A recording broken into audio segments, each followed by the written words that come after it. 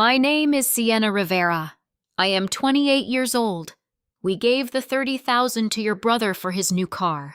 You do not need a big wedding anyway. You are marrying a nobody. My mother said those words to me exactly 7 days before my wedding day. She did not look up from peeling her green apple when she said it. She just kept slicing, letting the skin fall into the sink while I stood there holding an unpaid invoice for my floral arrangements. The $30,000 was a custodial account my grandmother started for me. It was money I had been promised for a decade. Money I relied on when my parents pushed me to sign binding contracts with high-end caterers and luxury photographers. I did not scream. I did not flip the marble kitchen island. As a forensic data auditor, I hunt missing money for a living. I track offshore shell companies and phantom payrolls for corporate clients. I just never expected to deploy those exact skills against my own mother on a Tuesday morning. I looked at the bank ledger in my hand, packed my laptop, and realized the people who raised me were the biggest liabilities of my life. That was last week. Yesterday, my parents drove up to a $45 million estate in Great Falls, Virginia. They arrived with smug smiles, fully expecting to mock a cheap backyard barbecue and watch my fiancé drown in debt. Instead, my father watched his ultimate boss, the billionaire CEO of his own company, offer me his arm and walk me down the aisle. My parents realized in real time that the nobody I was marrying was the sole heir to the corporate empire that paid their mortgage. But to understand how my father's entire career collapsed before the cocktail hour even started, you need to know exactly what happened at that kitchen table, and the one crucial detail my fiancé and I kept hidden from my family since the day we met. Welcome back to Sophia Vengeance. If you have ever been the daughter your parents used financially to ensure your brother's comfort, then this story is for you. Let me know where you are listening from and hit subscribe so you do not miss the moment I make the final settlement of rotten family debts on my wedding day. Sit back and experience revenge told with calm strength and unforgettable impact. Let me take you back 7 days. Numbers do not lie. People weave narratives, construct excuses, and forge smiles. But ink on a bank ledger remains a static, uncompromising truth. I sat at the marble island of my parents' kitchen in Fairfax, Virginia. The morning sun angled through the plantation shutters, catching the dust hovering over a stack of floral invoices. I ignored them. My focus was anchored on a single sheet of paper, a printed bank statement from the savings account I had trusted my parents to manage. As a forensic data auditor, I spend my days untangling offshore shell companies and phantom payrolls for corporate clients. I track misplaced decimals that unravel millionaire executives. I never anticipated deploying those exact skills over my mother's morning coffee. I dragged the tip of a red pen down the column of figures. $30,000. The fund I had been promised since I was a teenager. The safety net earmarked for my wedding was gone. It had not eroded through poor market investments or slow incremental withdrawals. It was a clean surgical extraction. I traced the routing number of the outbound wire. The sequence was familiar, a local Virginia credit union transferring the sum directly to an entity registered as Arlington Auto Imports. I capped the pen. The plastic clicked, sharp in the quiet kitchen. My mother, Camila, stood near the sink, meticulously peeling a green apple. Her posture was flawless, a byproduct of decades spent curating the Rivera family image for their Northern Virginia country club. She wore a tailored beige cardigan, her expression placid. "When were you going to tell me?" I asked. My voice did not rise. It held the level, clinical cadence I use during corporate depositions. Camilla set the knife down. She did not flinch, nor did she feign confusion. She picked up a linen towel and dried her hands, pressing each finger with deliberate care. "Tell you what, Sienna." that the venue deposit bounced yesterday, that my account has a balance of 0. I slid the ledger across the marble. You wired $30,000 to a luxury car dealership 3 months ago. For an auditor, life often distills into a simple binary of assets and liabilities. The Rivera family had always operated at an emotional deficit. While I funded my own college degree by running predictive data models for tech startups late into the night, my older brother Dominic was a walking liability. 32 years old, 3 failed degrees, and a string of entrepreneurial ventures that always ended with our father writing a check. Camilla glanced at the paper, then back to me. Her face wore a mask of practiced patience. Dominic secured a regional manager position last quarter. He needed reliable transportation. You know how important optics are in his field. He bought a car with my wedding fund. It was a family decision. Camilla corrected, her tone hardening, shifting from defensive to authoritative. Your father and I agreed. Dominic is building a career. You are planning a party. There is a difference in priority. I stared at the woman who raised me. 3 months.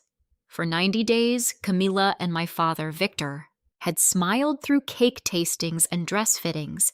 They had watched me sign contracts with florists and caterers, knowing full well the account meant to cover those expenses was already hollowed out. You let me sign binding vendor agreements, I said, a cold knot tightening at the base of my throat. You watched me hand over my credit card for the deposits, knowing you had already given the safety net to Dominic. We assumed Elias would step up, Camilla replied, waving a hand dismissively. Though given his line of work, perhaps you should have planned something more aligned with your actual budget. Elias, my fiancé, a man who wore faded flannel, drove a 10-year-old Subaru and worked in supply chain operations. Camilla and Victor viewed him as a profound disappointment, a failure to elevate the Rivera social standing. They did not know Elias at all. They did not know the reality of the man I was marrying, a secret I had guarded fiercely to protect him from my father's insatiable corporate climbing. Before I could correct the insult, a low guttural vibration rattled the kitchen windows. The sound of a high-performance engine echoed through the quiet suburban street. I stood leaving the ledger on the island and walked to the front window. Tires crunched over the pristine gravel driveway. The engine cut out, settling into a heavy purring idle. The driver's side door of a sapphire blue, fully loaded sports coupe swung open. Dominic stepped out. He adjusted the lapels of a sharp leather jacket, grinning as he tossed a silver key fob in the air and caught it. He paused to admire his reflection in the tinted windows. A man admiring a machine paid for with his sister's future. I watched my brother strut toward the front door. The audit was over. The liability had arrived. The heavy oak front door swung inward, hitting the rubber wall guard with a dull thud. Dominic strolled into the foyer, bringing the sharp scent of expensive leather and premium cologne into the stagnant air of the house. He tossed his silver key fob into the porcelain catch-all bowl on the console table. The metal clattered loudly against the ceramic, a sharp noise demanding immediate attention. He walked into the kitchen wearing a grin that suggested the universe was a vending machine designed solely to dispense his desires. She drives like a dream, Dominic announced, leaning his hip against the marble island right next to the ledger I had just exposed. German engineering. You really feel the road, you know. The handling is incredible. He did not notice the tension radiating between Camilla and me. He rarely noticed the atmosphere in a room unless it directly benefited his agenda. Reaching into the woven fruit basket, he grabbed a green apple and took a loud crunching bite. Hey, Sienna, he mumbled while chewing, his eyes scanning his phone screen. Good timing? The dealership ran me dry on the administrative fees and taxes. Can you float me a few hundred for premium gas? She only takes 93 octane. And my first paycheck from the new gig does not process until next Friday. I stared at him. The sheer audacity hung in the room, thick and suffocating. My $30,000 was currently parked in the driveway, a machine that would lose 20% of its value the moment the tires touched public asphalt. And my older brother was asking me to fund the fuel. He was asking me to subsidize his vanity. Before I could form a response that would not involve shattering a glass, measured footsteps sounded on the hardwood stairs. My father, Victor, descended into the kitchen, adjusting the French cuffs of his tailored dress shirt. Victor carried himself like a man perpetually standing at a corporate podium. As a regional director at Apex Logistics, he viewed every human interaction as a board meeting waiting to be managed. He surveyed the kitchen, his gaze sweeping over the printed bank statement, my rigid posture, and Dominic lounging casually against the counter. "What is the issue here?" Victor asked, pouring himself a cup of dark roast coffee from the glass carafe. "The issue," I said, my voice dangerously steady, "is that my wedding fund bought Dominic a sports coupe." Victor took a slow sip of his coffee. He did not look guilty. He looked inconvenienced, like a senior manager dealing with an insubordinate employee bringing up trivial complaints. "We reallocated those funds, Sienna. It was a strategic family decision. Reallocated." I repeated the word, tasting the bitter corporate spin on my tongue. "You stole a custodial account." "Watch your tone," Victor snapped, setting his mug down on the granite counter with a sharp clack. "I am the head of this household. We made an investment in the Rivera family brand. Dominic secured a management role. He cannot pull up to client meetings in a rusted sedan. Optics dictate success. You have to spend capital to generate returns. An investment?" I echoed, my chest tightening as the hypocrisy flooded the space between us. I paid for my own university tuition by working 3 jobs running complex data models until my eyes burned and my fingers cramped while Dominic failed out of 3 separate degree programs. Every time Dominic stumbled, Victor opened his wallet to cushion the fall. When I excelled, I received a brief nod and an expectation to remain self-sufficient. Dominic was a perpetual bailout. I was a reliable utility. Victor waved a hand, dismissing my anger as if brushing away a fly. "You do not understand the pressure right now, Sienna. Corporate compliance is breathing down my neck at Apex Logistics. They are scrutinizing every regional director, demanding flawless performance and impeccable public standing. I need my son looking like a winner. We are consolidating our resources where they yield the highest return on investment." He was a middle manager terrified of aging out of relevance, desperate to project an aura of generational wealth that we simply did not possess. He needed a proxy to show the executives at Apex Logistics that his bloodline was thriving. He was applying supply chain logistics to his children. I was a sunken cost. Dominic was a growth asset. I looked down at the marble counter. Beneath the bank ledger lay my wedding binder. Its pages were open to a vendor contract I had finalized just 2 days ago. I reached out and touched the glossy paper, feeling the embossed logo of the local florist. I had kept my wedding budget incredibly lean, cutting corners on the dress, the invitations, and the catering. I compromised on almost everything except one vital detail: white cymbidium orchids. They were a rare, delicate bloom. My grandmother, the woman who originally started the savings account for me when I was a toddler, used to grow them in a small glass conservatory behind her house. When she passed away, the property was sold and the conservatory was torn down. Having those specific orchids at my ceremony was the only way I could feel her presence on my wedding day. The petals possessed a translucent, waxy quality, pristine and elegant, far removed from the loud, ostentatious centerpieces my mother usually favored. They were subtle, much like the love my grandmother had given me. I had searched for months to find a supplier and signed the contract securing the last available harvest for the season. The deposit was due by 5 p.m. today. My fingers traced the dotted line where my signature sat in blue ink, without the $30,000. I could not pay the florist.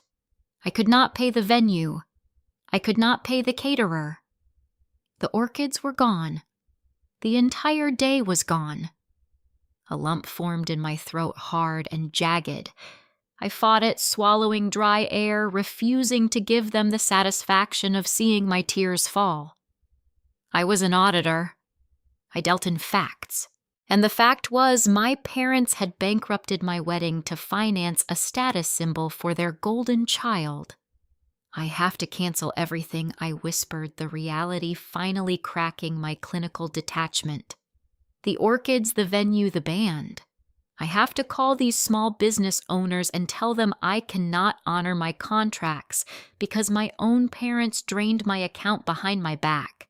Camilla sighed from the sink, resuming her apple peeling. The knife glided smoothly under the green skin. You are being melodramatic. Just serve chicken and use local roses. Nobody notices the flowers anyway. A wedding is just one day, Sienna. Dominic's career is his entire future. It is not just the flowers, I said, my voice trembling despite my best efforts to control the tremor. It is the principle. You lied to me for 3 months. You let me plan a future with money you knew you had already spent. You let me sit at this exact table showing you fabric swatches and tasting menus while you knew I was signing checks that would bounce. Dominic scoffed, tossing his apple core into the trash can. Come on, Sienna. You make decent money with your little spreadsheets. You and Elias can figure it out. Put it on a credit card like normal people. The casual dismissal of my fiancé sparked a new, hotter rage inside me.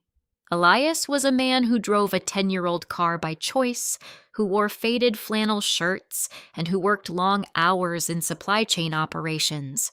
Elias spent his weekends volunteering at the local animal shelter and building wooden furniture in our cramped apartment garage. He possessed a quiet dignity that my father, a man who measured worth entirely by job titles and country club memberships, could never comprehend. My parents despised him for it.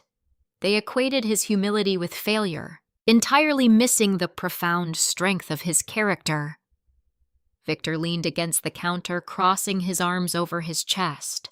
His jaw tightened, pulling his features into a rigid mask. He looked at me, not as a daughter in pain, but as an underling failing to grasp the big picture. He adjusted his expensive watch, the metal catching the morning light. You need to stop acting spoiled, Victor scoffed, his voice dripping with venomous condescension. You are hyperventilating over a party. It is not like you need a grand event to impress anyone in your circle. He took another sip of his coffee, his eyes narrowing as he delivered the final blow. You are marrying a nobody anyway. You are marrying a nobody anyway. The insult echoed in the confined space of my Honda Civic as I drove away from my parents' house. My hands gripped the steering wheel, my knuckles pressing pale against the dark leather. The trees lining the Fairfax suburban streets blurred past my windows, a wash of green and gray that mirrored the sudden nauseating spin of my own reality. Victor measured human worth by the tailored cut of a suit jacket and the shiny brand emblem mounted on a car grill. By his metrics, my fiancé was a statistical 0. Elias drove a faded green Subaru Outback with a cracked rear taillight and a persistent rattle in the suspension. He favored worn flannel shirts, denim jeans faded at the knees, and heavy leather work boots scuffed from actual physical labor. When Victor interrogated him during our introductory family dinner, Elias politely stated he worked in supply chain operations. Victor immediately categorized him as a low-level warehouse manager, a blue-collar laborer unworthy of a Rivera dinner table. My father spent that entire evening directing condescending remarks at Elias, offering unsolicited advice on how to climb the corporate ladder, suggesting seminars on professional synergy, and openly pitying my romantic choices. Elias absorbed the patronizing lectures with a calm, unnerving smile. He never corrected my father because the truth would have shattered Victor into a million fragile pieces. Elias did work in supply chain operations. He spent his days analyzing global freight logistics, streamlining international shipping routes across the Pacific, and balancing port budgets that rivaled the GDP of small island nations. He was intentionally learning the ground floor mechanics of Apex Logistics, because one day he would inherit the entire corporate empire. His full name was Elias Montgomery. His father, Alistair Montgomery, was the founder and chief executive officer of the exact company that employed my father. I discovered his lineage 3 months into our relationship. I spotted a heavy platinum signet ring resting on his bedroom dresser, recognized the engraved crest from an annual corporate financial report I had audited, and confronted him. Elias confessed everything without hesitation. He explained his deep desire to build a life free from sycophants, gold diggers, and relentless corporate climbers. He wanted to know people loved him for his character, not his vast portfolio. We made a solemn pact that night. We would never tell my parents. I knew Victor. If my father discovered I was dating the sole heir to the Apex throne, he would weaponize our relationship instantly. He would use Elias as a convenient rung on his corporate ladder, parading our engagement through the country club to secure promotions, executive bonuses, and social leverage. Keeping Elias's identity a secret was not a simple lie of omission. It was a strategic quarantine designed to protect the man I loved from the transactional greed of my own family. The drive back to our second-floor walk-up apartment felt like navigating through thick mud. My chest ached, a tight burning sensation restricting my breath. I parked on the street, gathering my heavy wedding binder from the passenger seat and carrying it up the concrete stairs. The physical weight of the paper felt crushing. We lived in a modest one-bedroom unit, furnished with thrift store finds and solid oak pieces Elias had built by hand in our cramped garage.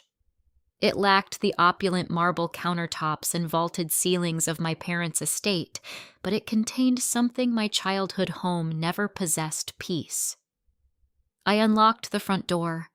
The comforting scent of cedarwood and brewing dark roast coffee greeted me. Elias was in the kitchen, kneeling on the faded linoleum floor with a silver screwdriver in his hand, carefully fixing a crooked cabinet hinge.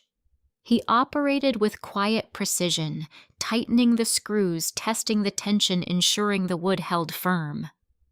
He looked up, his messy brown hair falling across his forehead. He saw my face, drop the tool, and was on his feet in a second. I tried to hold it together. I really did. I am a forensic auditor. I categorize crises into neat, manageable spreadsheets. I neutralize panic with hard data, but the mental image of Dominic admiring his sapphire sports coupe while my floral contract burned in my hands shattered my professional composure. The thick wedding binder slipped from my grasp, hitting the floor with a heavy thud. Pages scattered across the linoleum, exposing hand-drawn seating charts, catering menus, and the unpaid invoice for the white cymbidium orchids. I broke down, sobbing into my hands, mourning the family I wished I had and the financial safety net they had stolen without a second thought. Elias did not panic. He did not ask frantic, rapid-fire questions. He stepped forward and pulled me into his chest, wrapping his strong arms around my shaking shoulders. His flannel shirt felt soft against my wet cheek. He smelled like sawdust and clean laundry detergent. In the ledger of my life, my biological relatives were toxic debts, constantly drawing down my emotional reserves and leaving me bankrupt. Elias was a compounding asset. He was steady, secure, and infinitely valuable. His presence generated a quiet power that neutralized my anxiety, grounding me in reality. He held me tightly, absorbing the shockwaves of my grief, letting me cry until my tears soaked through the fabric of his shirt. I stood there for a long time, listening to the steady rhythm of his heartbeat until my breathing leveled out. Through broken breaths, I explained everything. I told him about the wire transfer to the Arlington auto dealership. I told him about the sports car parked in the driveway. I repeated the cruel justifications my parents used, prioritizing Dominic's vanity over our wedding day.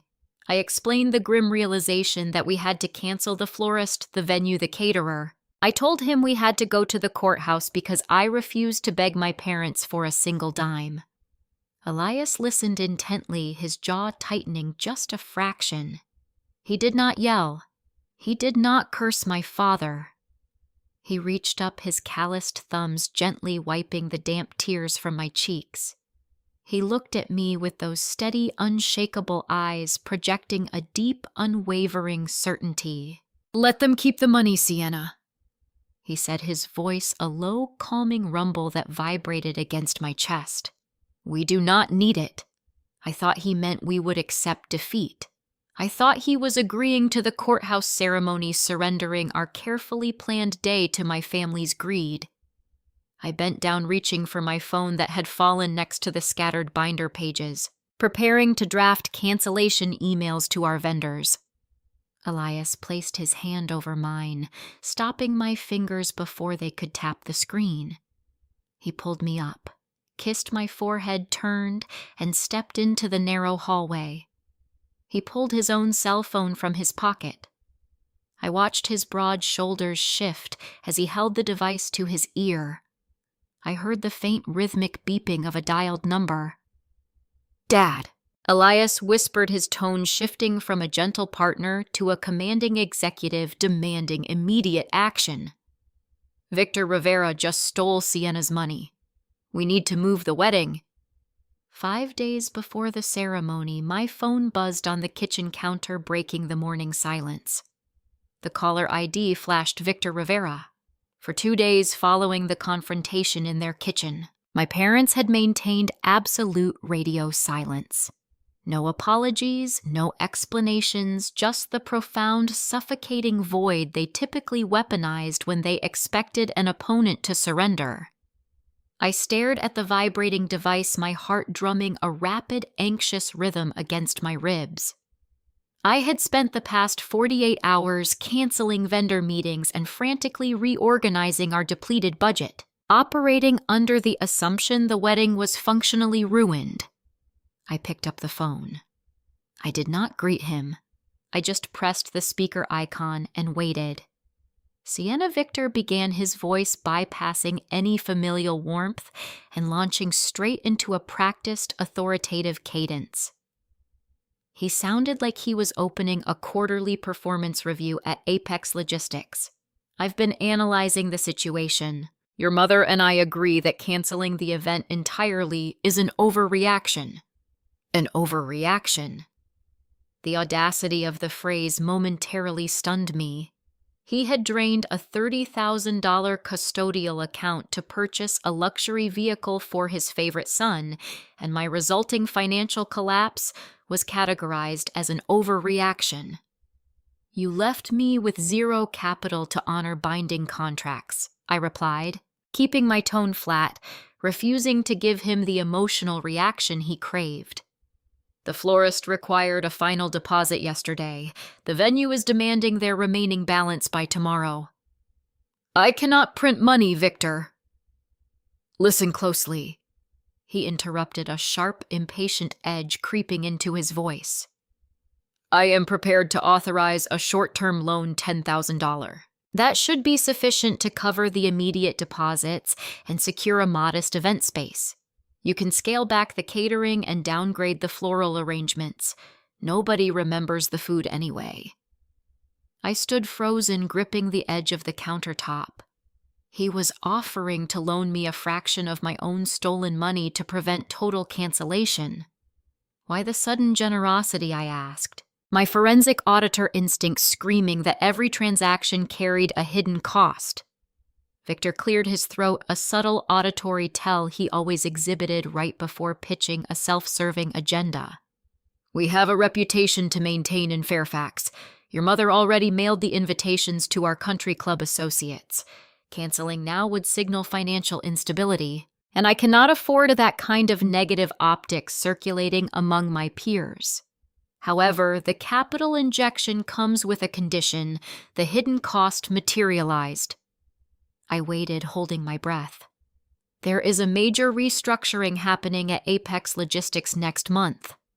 Victor continued, the excitement in his voice palpable, betraying his true motive. Regional director positions are being evaluated for elevation to vice president. I need to demonstrate strong leadership capabilities and robust community ties to the executive board. You are going to add 12 guests to the final headcount, senior executives from Apex, including a few board members. I will provide the names and addresses this afternoon. You need to expedite their invitations. I closed my eyes, a wave of cold realization washing over me. He did not care about saving my wedding day.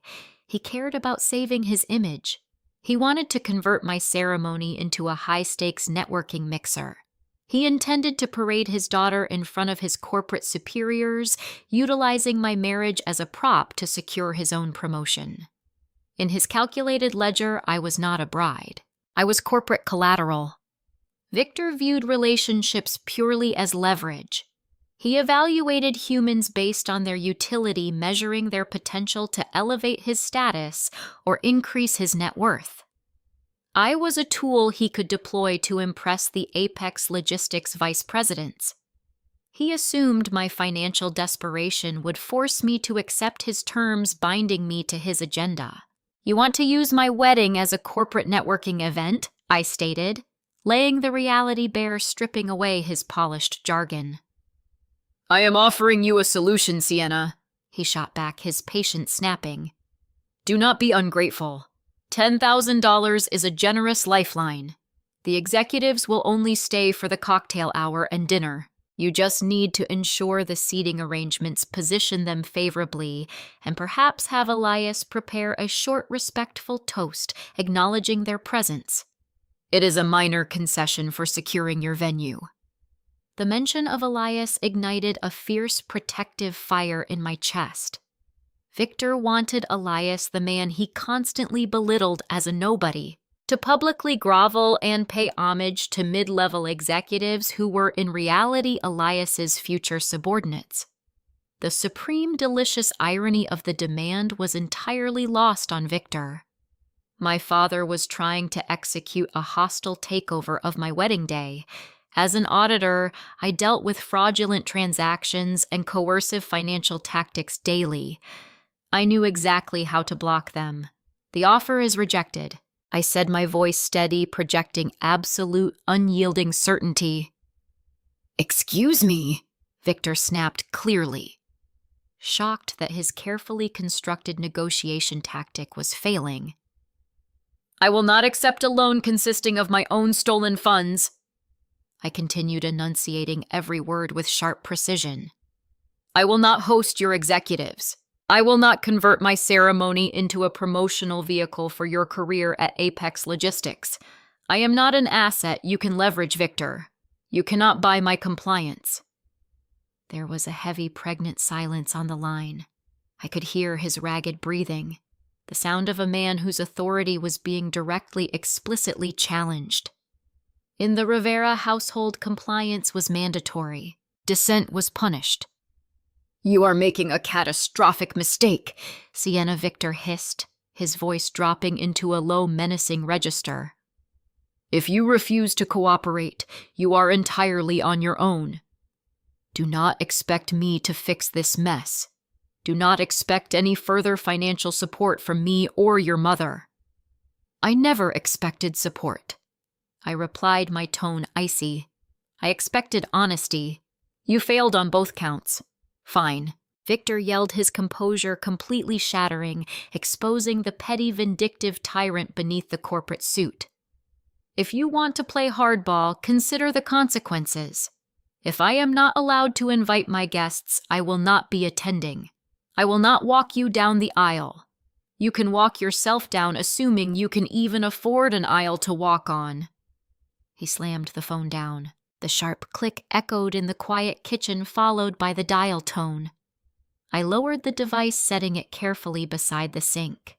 My hands were shaking slightly, an uncontrollable physiological response to the adrenaline surging through my veins.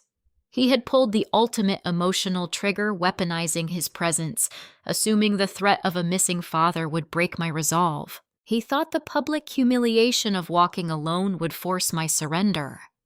He was wrong. I felt a strange, profound sense of liberation. The boundary was set. The liability had been officially cut from the ledger. I turned toward the hallway, intending to find Elias and tell him the new development. But before I could take a single step, my phone screen lit up. A sharp ping sliced through the silence. Then another. Then a rapid, relentless barrage of chimes overlapping each other. A chaotic symphony of incoming notifications. I frowned, picking the device back up. A text message from my Aunt Maria flashed on the lock screen. "How could you do this to your parents?" the message read. "I thought they raised you better." Another message arrived from my cousin Sophia. "You are being completely unreasonable, Sienna. Dominic deserves that car." A third message from a family friend I had not spoken to in years. "Praying for your family during this difficult time." My heart pounded a frantic rhythm against my ribs. I unlocked the screen and opened the social media application. At the very top of my feed, dominating the digital space, was a post from Camila Rivera.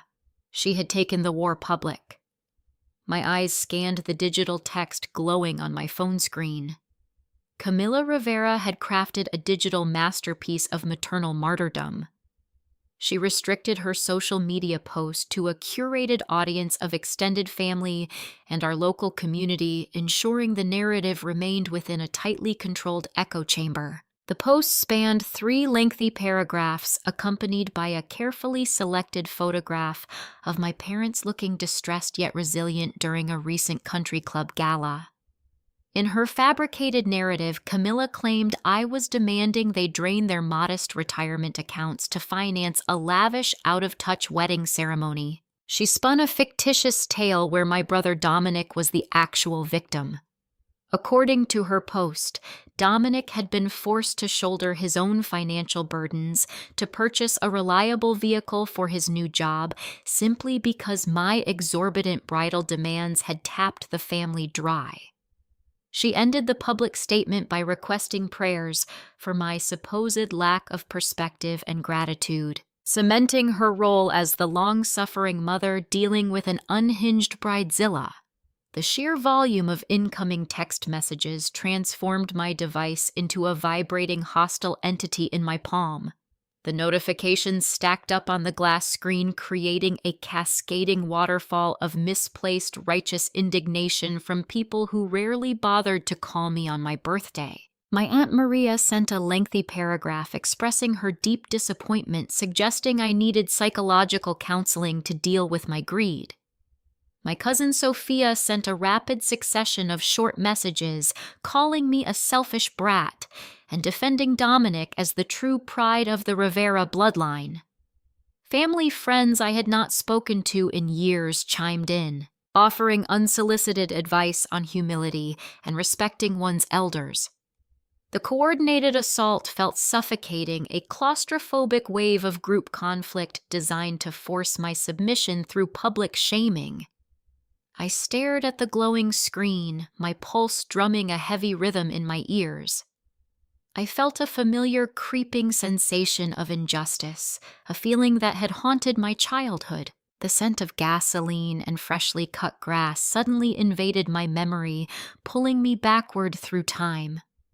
I was 10 years old again, standing on the edge of our pristine suburban driveway. The summer sun was beating down on the pavement. Victor had just unloaded a gleaming red dirt bike from the back of his truck. Dominic, 14 at the time, already failing middle school algebra, swung his leg over the leather seat. He revved the engine, sending a cloud of exhaust into the humid air. I remembered watching my parents clap and celebrate his mediocre existence, rewarding his academic failures with an expensive toy.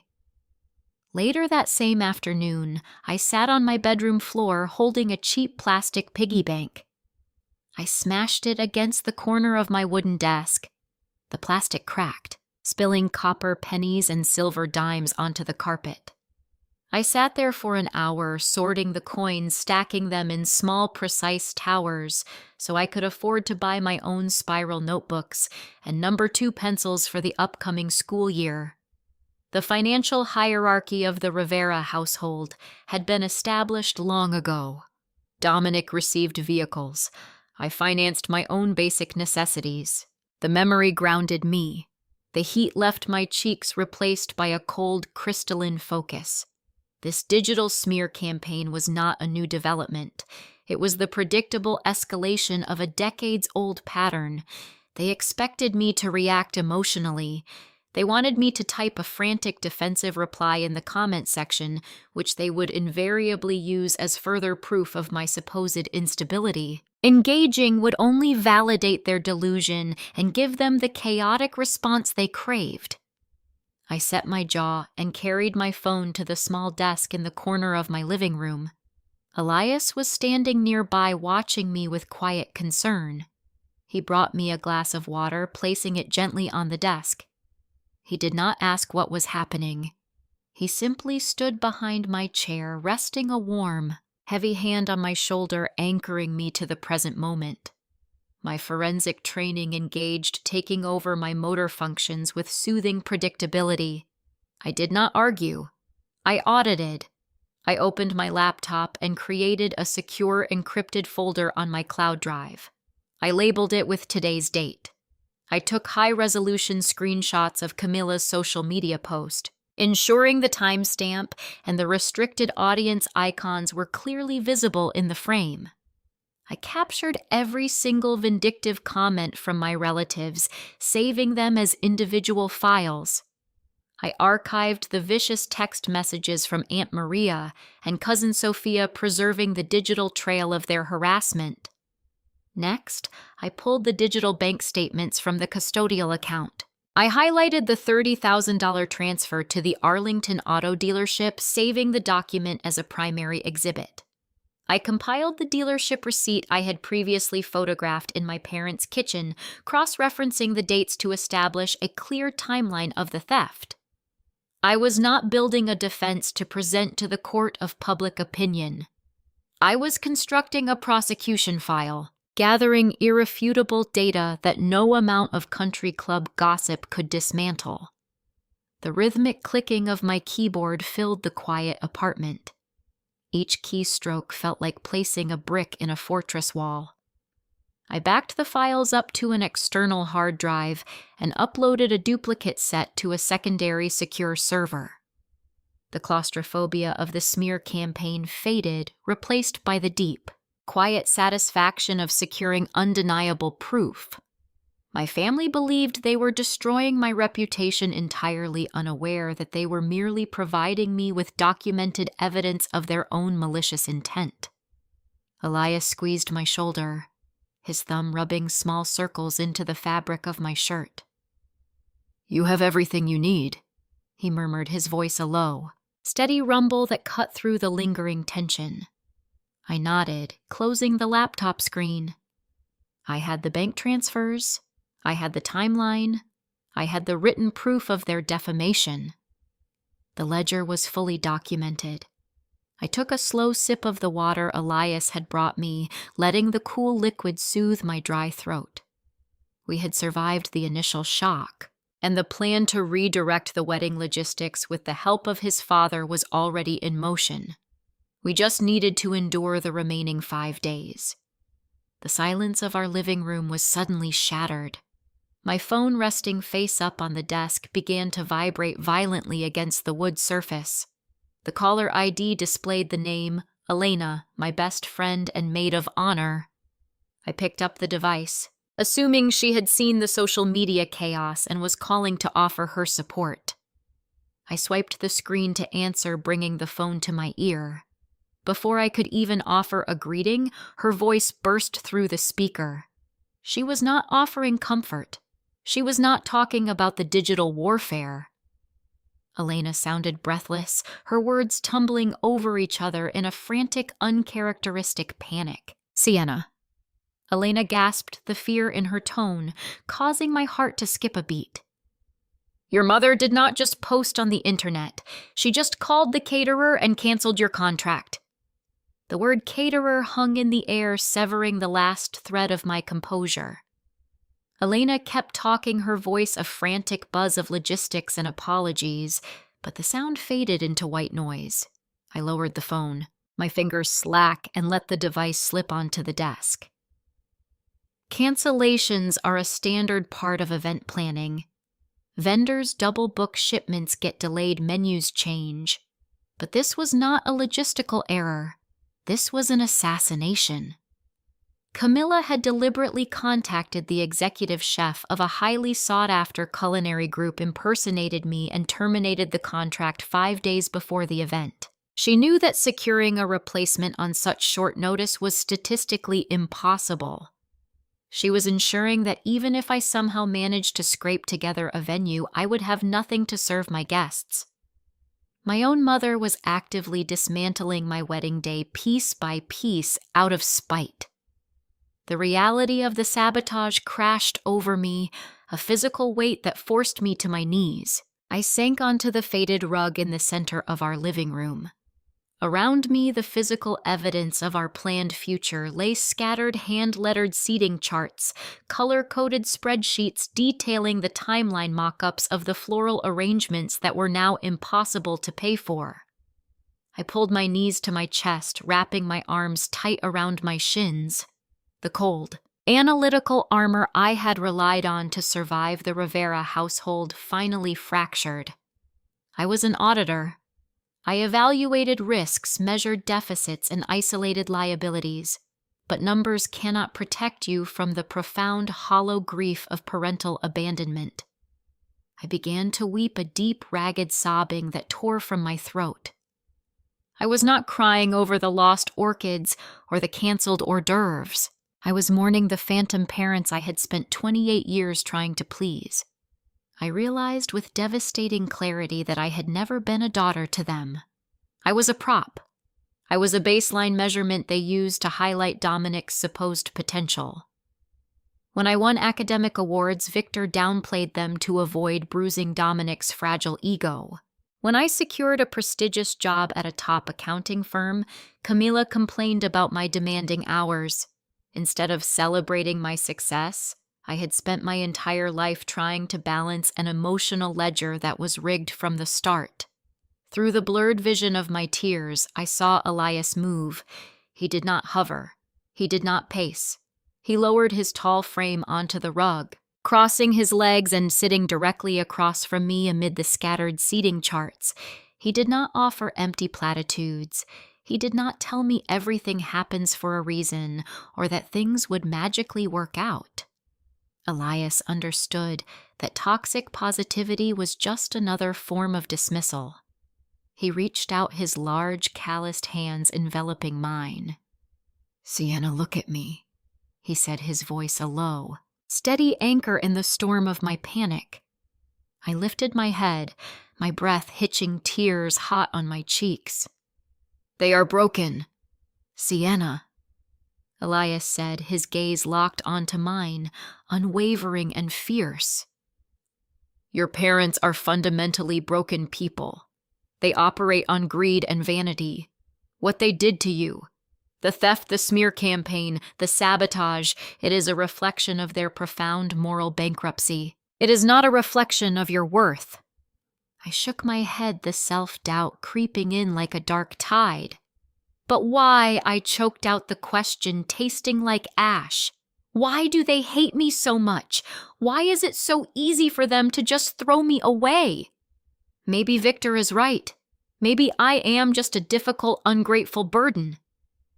Elias tightened his grip on my hands, refusing to let me pull away. "Stop!" he commanded gently. "Do not let them rewrite your identity. You are brilliant. You are resilient. You built an incredible career entirely on your own merit. They do not hate you, Sienna. They resent you. They resent you because your independence highlights their failures. You do not need their money, and you refuse to worship their status. That terrifies them." His words hit the core of the issue, striking a resonant chord of truth. My parents demanded compliance. My self-sufficiency was a direct threat to their control. I looked at the ruined seating chart resting near my knee. The meticulously planned event was a wreckage. "We should just cancel it," I whispered, exhaustion seeping into my bones. The fight was draining me. "We can go to the courthouse tomorrow. Just sign the papers and be done with it. Let them win the battle. I just want to marry you." Elias leaned forward, pressing his forehead against mine. "I will marry you in a courthouse in an empty field or in a parking lot," he murmured. "But we are not surrendering to them. They do not get to dictate the terms of our life together. They do not get to steal your joy." I closed my eyes, drawing strength from his proximity. The scent of sawdust and clean soap grounded me. He was right. Retreating to the courthouse would only validate their smear campaign. It would confirm Camilla's narrative that I was a hysterical bride incapable of managing my own life. Surrender was exactly the outcome they desired.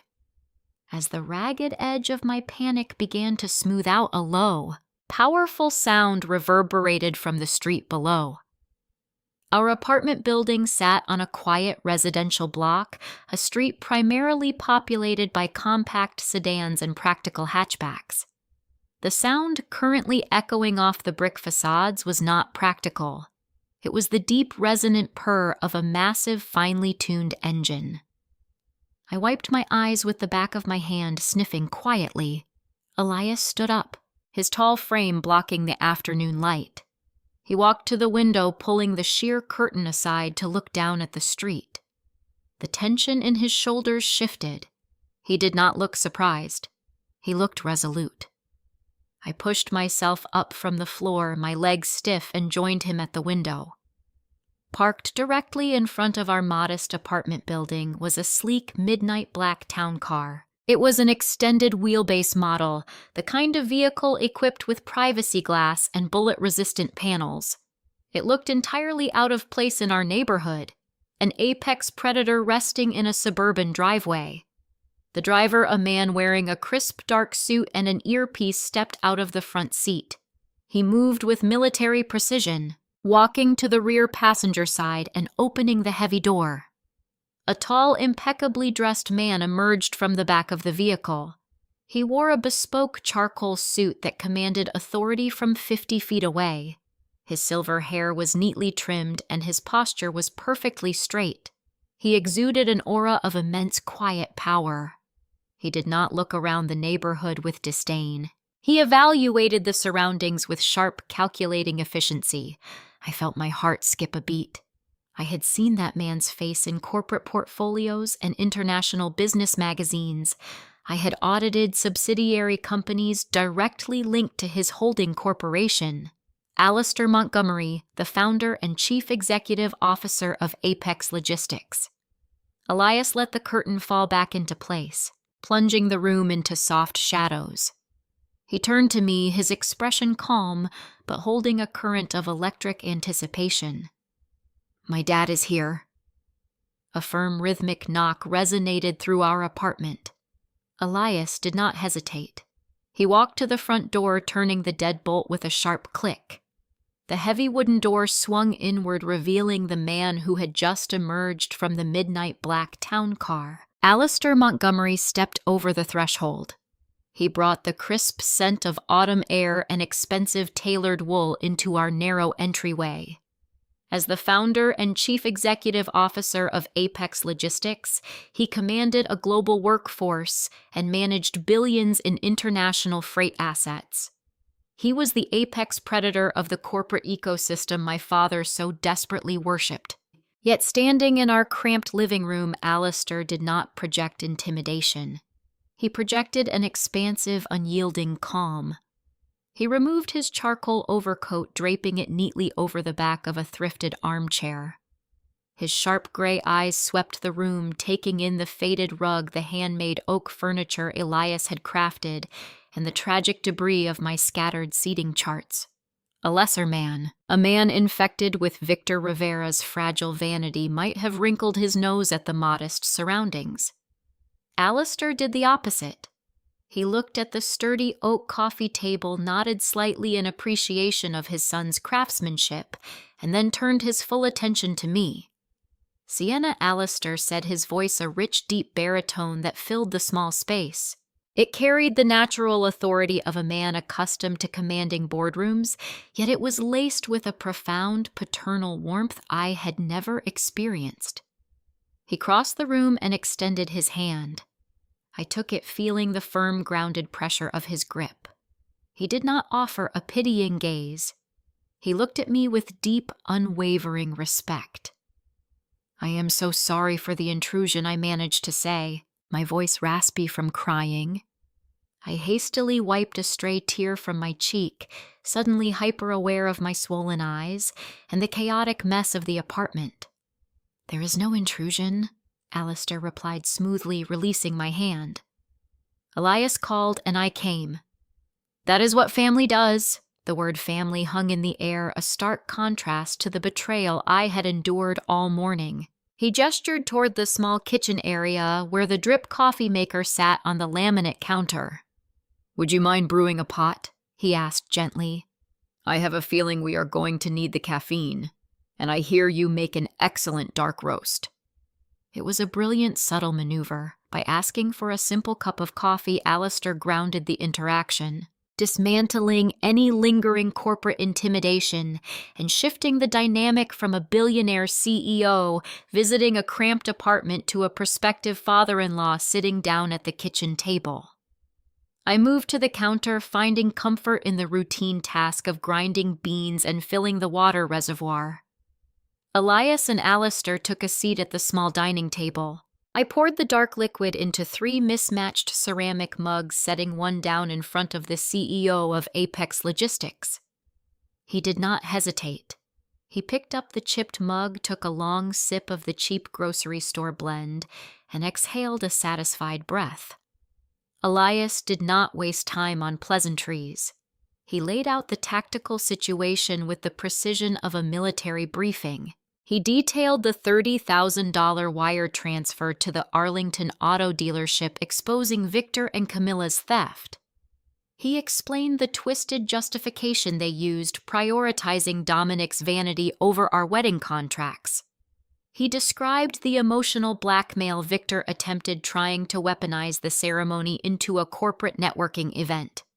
Finally, he recounted the digital smear campaign and the lethal blow Camilla had struck by impersonating me to cancel the caterer.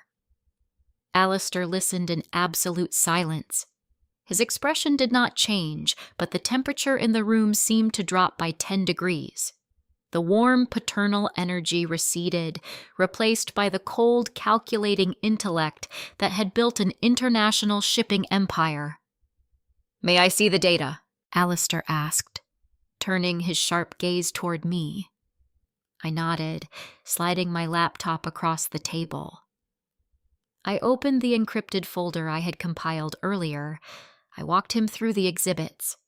I showed him the bank routing numbers, the time-stamped dealership receipt, the screenshots of Camilla's restricted social media post, and the vicious text messages from my relatives. Alistair scrolled through the files. He analyzed my digital audit with the practiced eye of a seasoned executive, reviewing a high-level intelligence dossier. He recognized the meticulous documentation, the clear chronological timeline, and the irrefutable proof of financial fraud. He pushed the laptop back, resting his hands flat on the oak table. The silence stretched, heavy with impending consequence. "Victor Rivera manages our mid-Atlantic supply chain sector. Alistair stated, his tone devoid of any corporate politeness. He is responsible for allocating millions in operational budgets. A man who will eagerly embezzle from his own daughter to finance a depreciating asset for an underachieving son is a man entirely devoid of ethical boundaries. That lack of integrity is a severe organizational liability. He was not merely reacting as a protective father. He was evaluating Victor as a compromised asset within his own company. The distinction was sharp and thrilling. Alistair reached across the table, placing his large hand over mine. The chilling corporate facade melted away, returning to the warm, grounding presence he had brought into the room. My son chose a woman who builds things, Alistair declared, his voice ringing with fierce, unyielding pride. Your father is a fool. The validation struck me with the force of a physical blow. For 28 years, I had exhausted myself trying to earn a fraction of that respect from Victor Rivera. I had contorted myself into knots, chased academic perfection, and built a lucrative career only to be constantly diminished and treated as a disposable utility. Sitting across from me, a billionaire titan of industry looked at my thrift store apartment, examined my forensic data trail, and saw immense value. I felt a profound shift deep within my chest. The suffocating despair that had pinned me to the living room floor evaporated. In its place, a quiet, luminous triumph began to bloom. I was not a victim. I was an auditor who had successfully identified the fraudulent actors in my life, and I was currently allied with the most powerful force in their professional universe. We are not canceling this wedding, Alistair announced, withdrawing his hand and reaching inside the breast pocket of his bespoke suit jacket. Camilla and Victor believe they have cornered you. They expect you to surrender, to retreat to a courthouse, and to validate their narrative of your failure. We will not grant them that satisfaction. He pulled out a thick cream-colored envelope, the heavy cardstock sealed with an elegant wax crest. He slid the package across the wooden table toward me. The event is in 5 days, Alistair continued, his eyes glinting with a sharp, strategic light. The logistics are tight, but my executive team is accustomed to executing international freight turnarounds in half that time. We can handle a caterer and a florist. I took the liberty of securing a new venue. I picked up the envelope. The paper was incredibly thick, textured with a subtle linen finish. I broke the wax seal, sliding out the formal document enclosed within. It was a preliminary venue confirmation drafted with immaculate calligraphy. I scanned the text, my eyes jumping to the address section. I expected to see the name of a high-end hotel in downtown Washington, or perhaps an exclusive country club in Fairfax. Instead, the address listed a private residential coordinate in Great Falls, Virginia. I recognized the street name. It was an enclave known for sprawling gated compounds and architectural fortresses belonging to diplomats and industry magnates. I looked up at Alistair, my heart hammering a sudden frantic rhythm against my ribs. "This is your private estate," I whispered, the realization sending a jolt of electricity down my spine. Alistair smiled, a slow, dangerous expression that promised absolute ruin for anyone foolish enough to cross his family. "It is a suitable location for a celebration," he replied smoothly. "And more importantly, it provides a highly controlled environment." The pieces snapped together in my mind, forming a flawless, devastating blueprint. My parents expected a disaster. They believed Elias and I were financially ruined, scrambling to host a pathetic backyard barbecue. If I sent them this address giving no indication of the property's true nature, their staggering arrogance would compel them to attend. They would drive to Great Falls expecting to mock our poverty. I looked at Elias, who was watching me with a matching, knowing smile. We were not just saving the wedding day, We were engineering a catastrophic collision between Victor Rivera's delusions and the crushing reality of the Montgomery Empire. We were setting a trap. 72 hours remained until Saturday. The cramped living room of our apartment no longer resembled a site of emotional devastation. It had transformed into a forward operating base. Alistair Montgomery did not merely offer resources. He deployed them with the swift, ruthless efficiency of a corporate takeover. At 8 a.m., a woman named Vivian knocked on our door. She served as Alistair's executive chief of staff. She wore a tailored navy blazer, carried a sleek silver tablet, and possessed the terrifying competence of a professional who routinely managed international freight crises before her morning coffee. Vivian did not offer pity. She offered logistics. She took a seat at our small kitchen table, synced her tablet with my encrypted audit files, and went to work. Watching her operate was a revelation. It provided a stark, beautiful contrast to the chaotic sabotage my parents had inflicted. My biological family dismantled my life to serve their vanity. My chosen family utilized their vast empire to rebuild my foundation. Vivian reviewed the vendor list my mother had systematically destroyed. The high-end caterer Camila had canceled was reinstated within 20 minutes. Vivian did not negotiate or beg them to return. She authorized a premium rate, upgraded the menu to a Michelin tier tasting course, and secured their exclusive binding commitment for the weekend. The rare white cymbidium orchids, the delicate blooms I had wept over just 24 hours ago, were located in a private botanical greenhouse in Maryland. A dedicated transport courier was immediately dispatched to retrieve the entire harvest.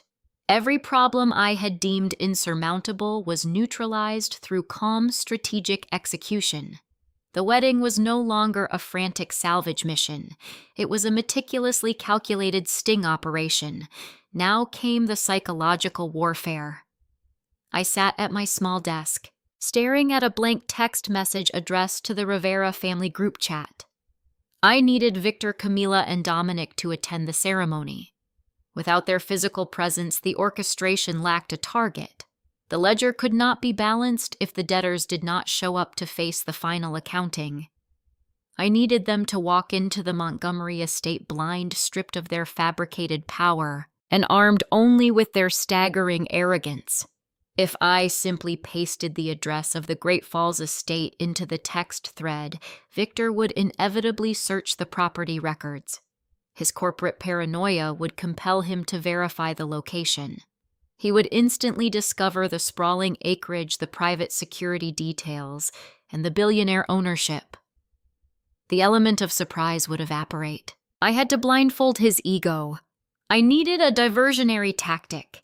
I decided to deploy a red herring designed specifically to feed his deepest, most vicious prejudices regarding my fiancé. Victor viewed Elias as an impoverished blue-collar failure. If I presented a narrative that confirmed that exact bias, Victor would swallow the bait without a second thought.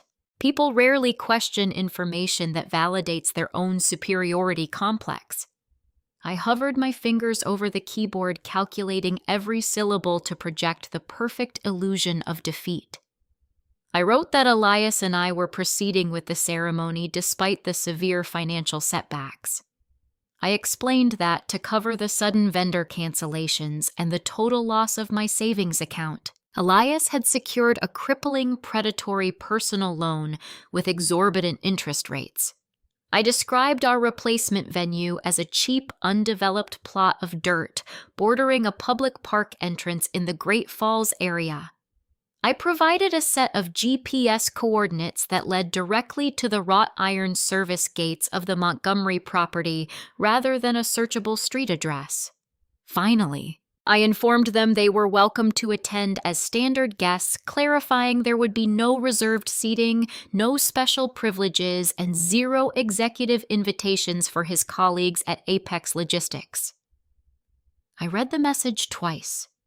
It was a masterpiece of vulnerability. It painted me as a desperate daughter marrying an irresponsible man willing to drown us in toxic debt just to host a pathetic backyard gathering. It was everything Victor Rivera wanted to hear. I pressed send. The digital trap snapped shut. I placed the phone face down on the desk and leaned back in my chair. Elias walked over, handing me a fresh cup of dark roast coffee. He leaned against the edge of the desk, crossing his arms over his faded flannel shirt. His eyes crinkled at the corners, holding a silent, knowing anticipation. "Now we wait," I murmured, taking a slow sip of the hot liquid. The response took 45 minutes. I imagined the frantic, hushed conversation currently taking place in their pristine suburban kitchen. I pictured Victor pacing the hardwood floor, scoffing at the concept of Elias taking on a payday loan. I envisioned Camila shaking her head, clicking her tongue at my supposed financial ruin. They would view my message as a supreme, undeniable victory.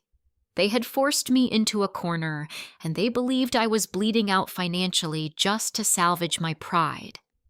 The screen of my phone illuminated. The device buzzed against the wood. I picked it up. A single message from Victor. "We will be there. It is a profound shame you chose to start your marriage buried in toxic debt rather than accepting my reasonable terms. We will endure the conditions to support you. See you in the mud." A cold smile touched my lips. He had taken the bait hook, line, and sinker. He was not coming to support me. He was coming to gloat.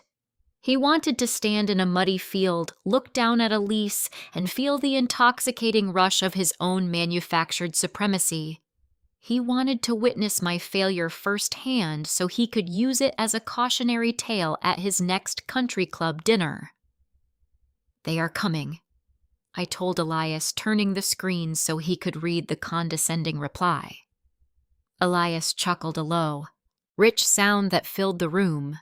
His father's logistics team was currently transforming a $45 million property into a floral sanctuary, and Victor Rivera thought he was going to stand in a dirt patch. The disparity between Victor's expectation and his impending reality was staggering. Before I could lock the screen, another notification chimed. This time, the message was from my brother. Dominic had read the group chat and felt the overwhelming need to assert his own artificial dominance. The man who had financed a Sapphire sports coupe using my stolen custodial funds was now concerned about the parking accommodations for his depreciating asset. "Is there a paved lot at this park?" Dominic typed, his entitlement practically dripping through the digital text. "I am not leaving my new car on gravel or dirt. Tell whoever is running the show that I need a reserved VIP spot near the front. I am not risking rock chips on the paint." I stared at the message. Dominic was demanding preferential treatment at a wedding he had actively bankrupted. His breathtaking lack of self-awareness was the final, perfect component of the charade. I did not feel anger. I felt the cool, detached satisfaction of an auditor finalizing a terminal report. I tapped the reply field, my thumbs moving with deliberate rhythmic precision. I thought about the heavily armed private security personnel currently patrolling the perimeter of the Montgomery estate. I thought about the imposing wrought iron gates, the sophisticated surveillance cameras, and the men in tailored suits and earpieces who guarded Alistair's property with unyielding vigilance. I drafted my response to my brother, keeping it brief and entirely factual. "Do not worry," I typed, pressing the send button and watching the message bubble turn blue. "Security will tell you exactly where to park." The buzzing neon sign of the roadside diner cast a harsh, erratic red glow over the cracked asphalt of the parking lot. The air inside the establishment carried the heavy, undeniable scent of stale fry oil, bleached countertops, and burnt filter coffee. It was the exact antithesis of a traditional rehearsal dinner venue. There were no private dining rooms, no crystal stemware, and certainly no trained sommelier waiting to pour expensive wine. Elias and I sat in a torn vinyl booth near the swinging wooden doors of the bustling kitchen. My fiancé had chosen this specific location with a brilliant tactical cruelty. If my parents truly believed we were drowning in high-interest debt, hosting our pre-wedding meal at a 24-hour highway diner would cement that illusion flawlessly. The brass bell above the glass entry door chimed loudly, announcing their arrival. My family entered the establishment like disgraced aristocrats forced to tour a quarantine zone. Camila wore a tailored pearl blouse, clutching her designer handbag tight against her ribs. Her eyes darted nervously toward a truck driver eating a meatloaf platter in the corner booth. Victor marched behind her in a slate gray suit, his face contorted into a permanent sneer of overt distaste. My brother Dominic trailed them aggressively, wiping his hands with a sanitizer wipe. He wore a crisp polo shirt, casting irritated glances out the grease-stained window toward the parking lot where he had been forced to leave his sports coupe wedged between a rusted pickup truck and a commercial delivery van. They slid into the booth across from us. The ancient vinyl groaned under their combined weight. Victor did not offer congratulations. He did not ask how we were managing the alleged financial crisis. He immediately began inspecting the laminated menu with the critical, disgusted eye of a health inspector. "The things we do for family," Victor muttered, dragging a paper napkin across the sticky table surface. I had to park an entire block away just to avoid a crater in the asphalt that could have swallowed a tire. "The neighborhood is certainly rustic," Camila added, her voice dripping with artificial sweetness. She looked at my simple cotton dress, then shifted her judgmental gaze to Elias in his signature faded flannel. "But I suppose it fits the theme of the weekend. We must all adjust our expectations to match our fiscal realities." A tired waitress arrived, dropping thick ceramic mugs of black coffee onto the table. Victor took a cautious sip. "Mi amor," grimaced dramatically and pushed the mug far away from him. He then leaned forward, resting his forearms on the table, fixing his gaze squarely on my fiancé. This was the exact moment my father lived for. He loved nothing more than a captive audience forced to endure his corporate wisdom. Elias Victor began his tone thick with patronizing authority. "Sienna tells me you are still working the floor in supply chain operations." "That is correct, sir," Elias replied, his voice a calm, respectful rumble. "I spend a lot of time analyzing freight routes and warehouse logistics." Victor shook his head, offering a pitying smile.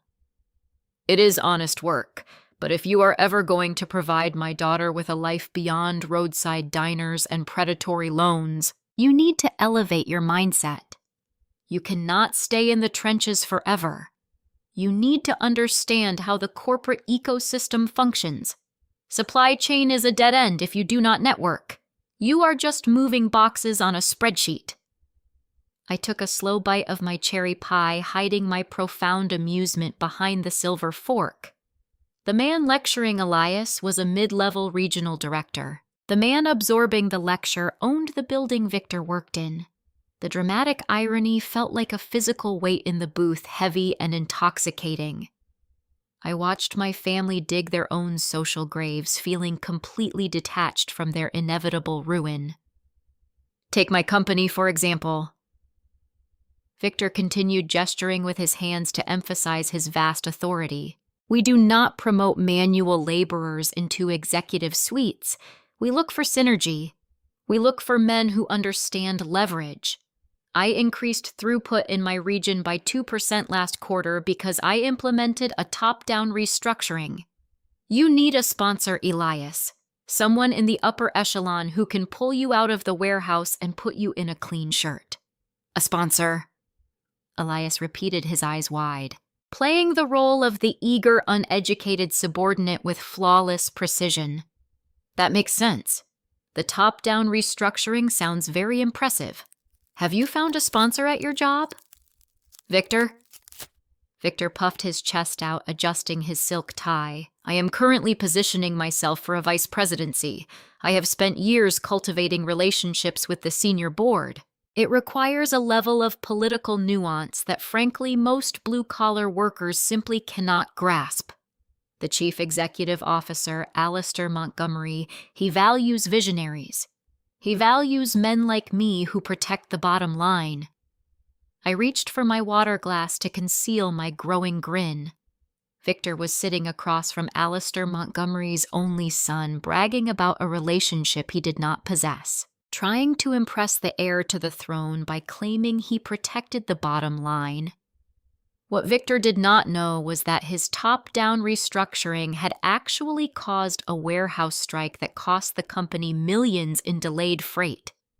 It was a spectacular display of professional suicide unfolding over cheap coffee and greasy silverware. Dominic chimed in, leaning over his untouched plate of fries. "Dad is right, man. You have to spend money to make money. Look at me. I just financed a high-performance vehicle." "Why?" "Because when I pull up to a client meeting, they respect the hardware. You show up in that rusted Subaru, they automatically assume you are a loser." "That is a very interesting perspective," Dominic Elias said, a faint dangerous smile playing at the corners of his mouth. "I will keep that in mind when I think about asset management and depreciating liabilities." Camilla patted my hand across the table, her diamond rings clinking against the cheap table surface. "Do not worry, Sienna. Plenty of women settle for a blue-collar life. It builds character. Just promise me you will not serve food out of a bucket tomorrow. I heard public parks have strict regulations about open flames. The catering will be memorable."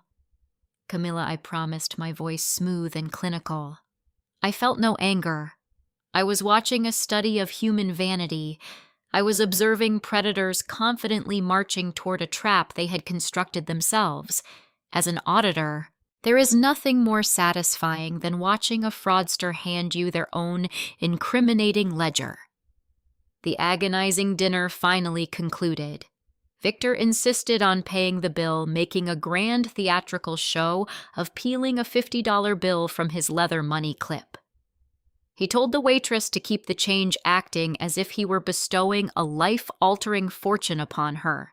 We walked out into the cool night air. The buzzing neon sign bathed the parking lot in red light. Dominic immediately rushed over to inspect his sports car for imaginary scratches caused by the neighboring delivery van. Victor stopped by my driver's side door before I could unlock my vehicle.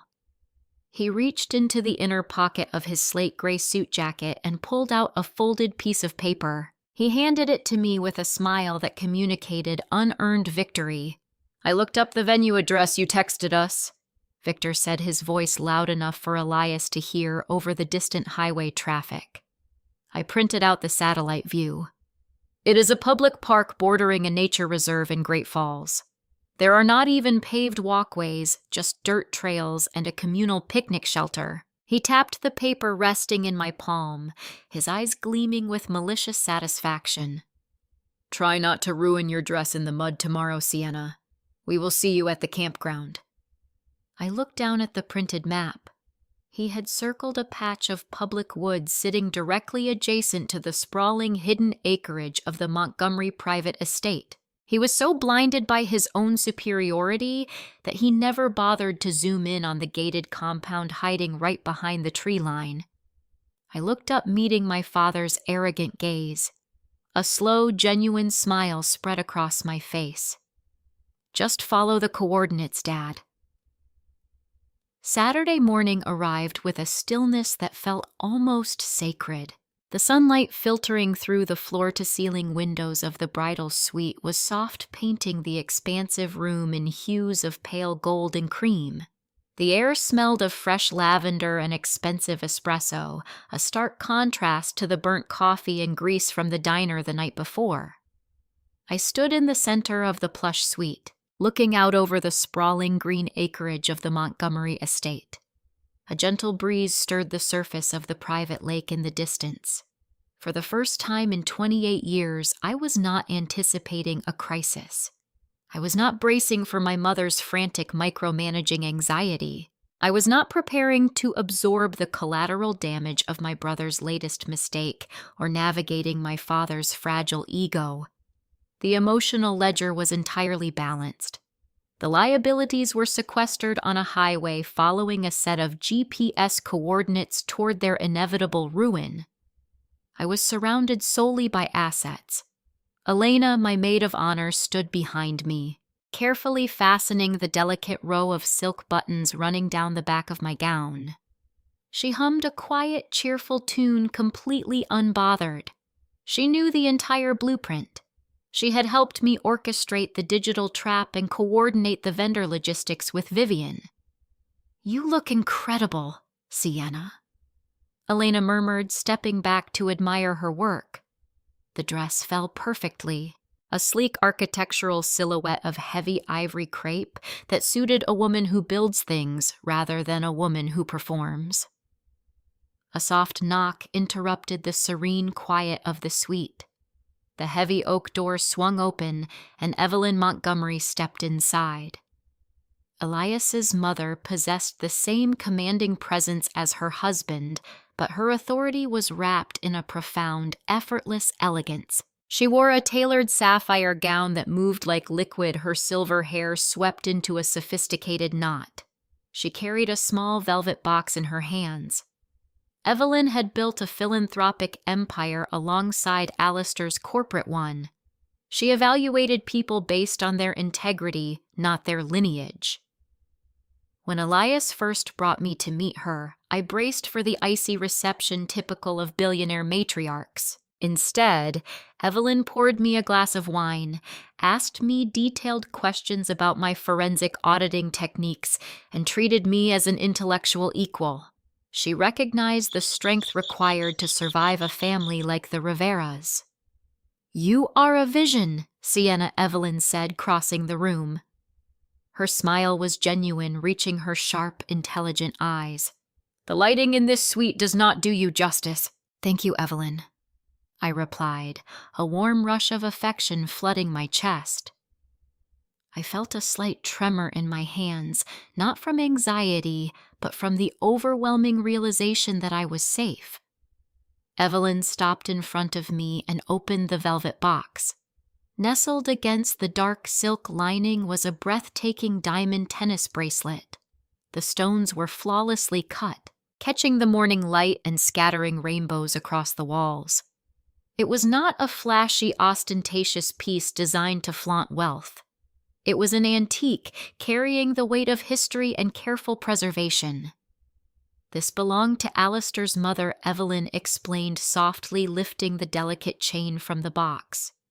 "She wore it on her wedding day. Alistair and I want you to have it." I stared at the sparkling diamonds, temporarily paralyzed by the magnitude of the gesture. "Evelyn, I cannot accept this. It is a family heirloom. It is too valuable." Evelyn stepped closer, gently taking my wrist. She fastened the platinum clasp with practiced ease.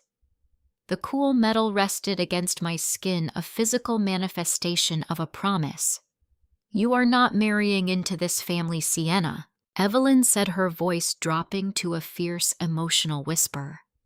"We are gaining you. You have shown more resilience, more grace, and more loyalty to my son than anyone I have ever met.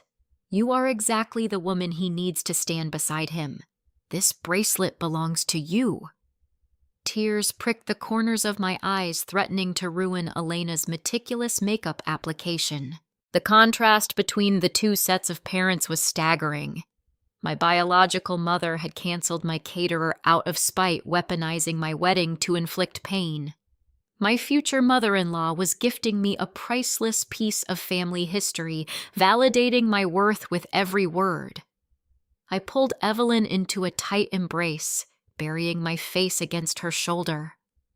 "Thank you," I whispered, my voice thick with emotion. "For everything." Evelyn patted my back, her touch firm and grounding. She pulled away, wiping a stray tear from her own eye with a flawless manicure. Now she commanded, her tone shifting back to crisp efficiency. "We have a schedule to keep. Elias is currently pacing a hole in the library floor downstairs, and the guests are arriving." The mention of guests sent a thrill of anticipation down my spine. The trap was set. The bait had been taken. The execution phase was imminent. I turned back to the window, looking out over the vast manicured grounds. The estate was heavily fortified. Private security teams coordinated by Alistair's elite detail monitored every access point. The perimeter was secured. The stage was flawless. Exactly 1 mile away, navigating the winding tree-lined roads of Great Falls, Victor Rivera's slate gray SUV crept toward the coordinates I had provided. I imagined the scene playing out inside that vehicle.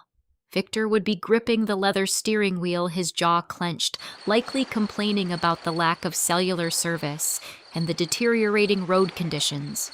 Camilla would be sitting in the passenger seat, reapplying her lipstick, mentally preparing her condescending remarks regarding the supposed public park setting. Dominic would be slouched in the back, obsessing over potential dust accumulation on his precious sports coupe, completely oblivious to the catastrophic reality hurtling toward him. They expected mud. They expected a chaotic, disorganized gathering of financially ruined people. They expected to step out of their vehicle, inhale the scent of defeat, and assume their manufactured positions of superiority. The SUV turned onto the final access road, a private winding lane lined with ancient oak trees. The dense foliage blocked the view of the sprawling acreage beyond. Victor accelerated, eager to reach the coordinates, eager to witness the disaster. The trees suddenly broke, revealing the entrance. Instead of a muddy public park, Victor's SUV arrived at a set of towering 12-foot wrought iron gates. The imposing metal structure was flanked by massive stone pillars bearing the discreet, elegant crest of the Montgomery family. Standing on either side of the entrance, monitoring the incoming traffic with cold, professional efficiency, were 2 heavily armed security guards. They wore tailored black suits, dark sunglasses, and clear coiled earpieces trailing down their necks. They did not look like park rangers. They looked like a paramilitary defense force protecting a sovereign nation. Victor hit the brakes, the heavy SUV shuddering to a halt before the imposing gates. Victor Rivera slammed his foot on the brake pedal. The heavy SUV shuddered, the anti-lock brakes grinding as the vehicle halted inches before the imposing wrought iron gates. The stone pillars loomed above them, casting long shadows over the manicured driveway. This was not a public park. This was a fortress. Victor stared through the windshield, his mind violently rejecting the visual data. He checked the printed map on his dashboard, tapping the paper with a frustrated, rigid finger. He had entered the exact coordinates Sienna provided. The GPS had led them directly to this heavily fortified entrance. "What is this?" Camilla demanded from the passenger seat, her voice tight with sudden, unexplainable anxiety. She adjusted her designer sunglasses, peering out at the immaculate landscaping visible through the iron bars. "This cannot be the right place, Victor. You must have entered the wrong numbers." "I entered the number she gave me." Victor snapped, the familiar vein pulsing above his left temple. "It is probably a service entrance to a public reserve hidden behind some eccentric billionaire's property line. Just let me handle it." He rolled down his window, preparing to unleash the full force of his middle management authority on whoever was blocking his path. A security guard approached the driver's side window. The man was built like a cinder block, wearing a tailored black suit that strained against his broad shoulders. A coiled earpiece rested securely against his neck. He did not look like a park ranger. He looked like an operative. "Can I help you, sir?" the guard asked. His tone was perfectly polite, yet completely devoid of deference. He did not care about Victor's slate gray suit or his least luxury SUV. Victor offered his most condescending patient smile, the one he reserved for insubordinate warehouse employees. Yes, my daughter gave me these coordinates for her wedding ceremony. She said it was a public park bordering this area. We just need to drive through to access the campground. The guard did not smile back. He pulled a sleek encrypted tablet from his jacket pocket. Name Victor Rivera, father of the bride. The guard tapped the screen, his eyes scanning the digital list. He paused, his expression remaining entirely neutral. Rivera, Victor. You are on the guest registry. Excellent, Victor said, leaning back in his leather seat, satisfied that his authority had been recognized. Open the gates, please. The guard lowered the tablet. The gates are for primary family and executive personnel only. Standard guests are required to use the overflow parking facility. Victor's smile vanished, replaced by a dark, furious flush. I am the father of the bride. I am primary family. My instructions are specific. Mr. Rivera. The guard replied, his voice a low, immovable wall. You are listed as a standard guest. Overflow parking is located half a mile down the secondary access road. Dominic leaned forward from the back seat, pointing a rigid finger at the guard. Hey, buddy, I am driving a high-performance sports coupe right behind this SUV. I am not leaving a $100,000 machine in a dirt lot. I need a VIP spot. The guard shifted his gaze past Victor, evaluating Dominic's sapphire vehicle with utter profound boredom. He had spent his morning directing armored convoys of Maybachs owned by international dignitaries. A mass-produced sports coupe did not register on his radar. The overflow lot is secure, the guard stated, his attention returning to Victor. Please reverse your vehicle and follow the signs. Do not block the main entrance.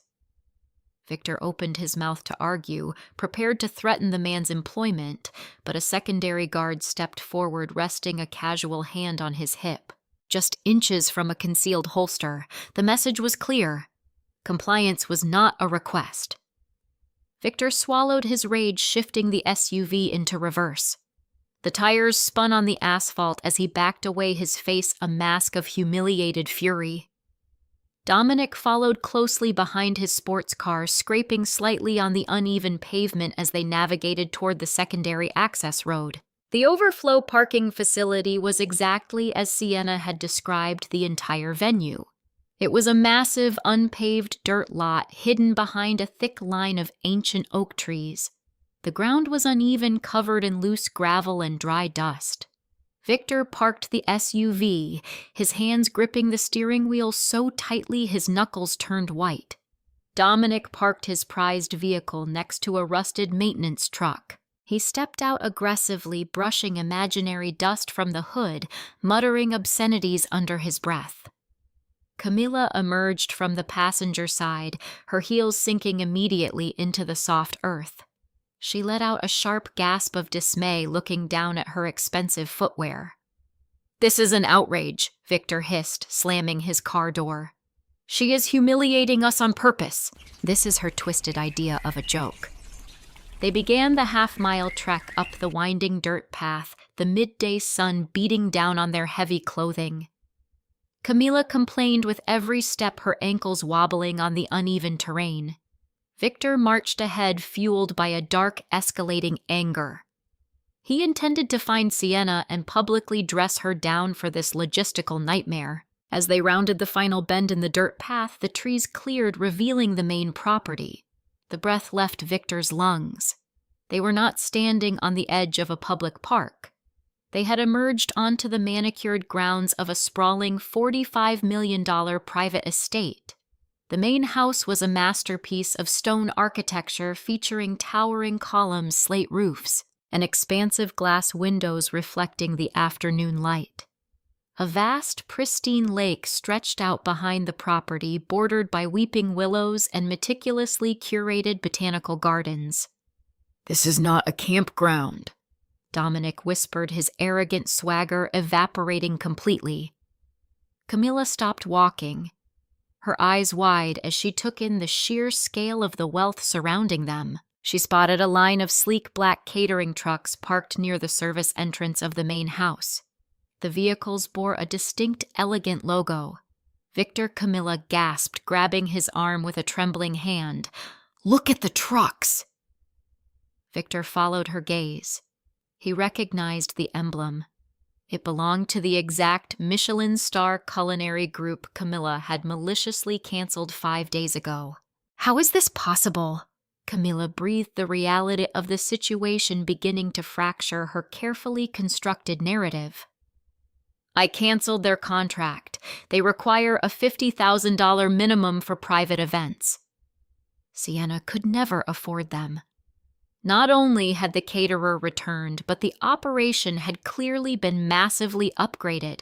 Teams of staff in crisp white uniforms were carrying silver serving platters, arranging an elaborate tasting menu that far exceeded the original modest contract Sienna had planned.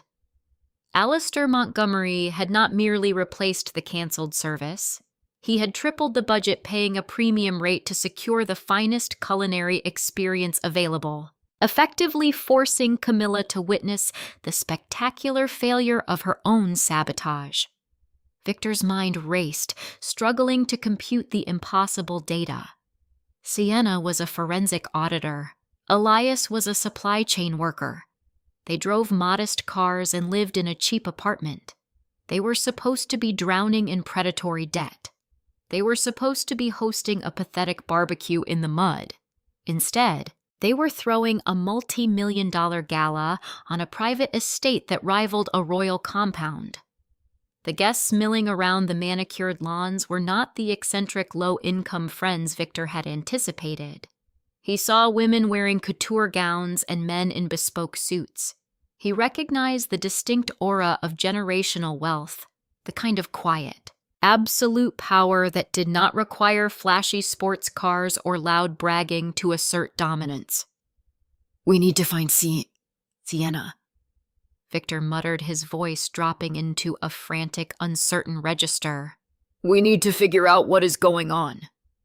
They hurried toward the main entrance, following a stone pathway that led toward a massive, elegantly draped reception tent. As they approached the valet stand near the front doors, a polished silver sign caught Victor's eye. It was an elegant welcome board displaying a seating chart and a brief itinerary for the evening. Victor stepped closer to read the elegant calligraphy. His eyes scanned the names, the timeline, the venue details. Then his gaze locked onto a small, discreet logo embossed in the bottom right corner of the heavy cardstock. It was a stylized globe intersected by 3 dynamic sweeping lines. Victor's blood ran ice cold. His stomach plummeted, a nauseating wave of absolute terror washing over him. He knew that logo. He saw it every single day. It was printed on his paychecks, embossed on his corporate keycard, and painted on the wall of his regional office. It was the corporate emblem for Apex Logistics.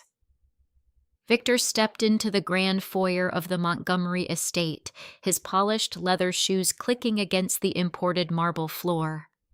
The sheer opulence of the interior was disorienting.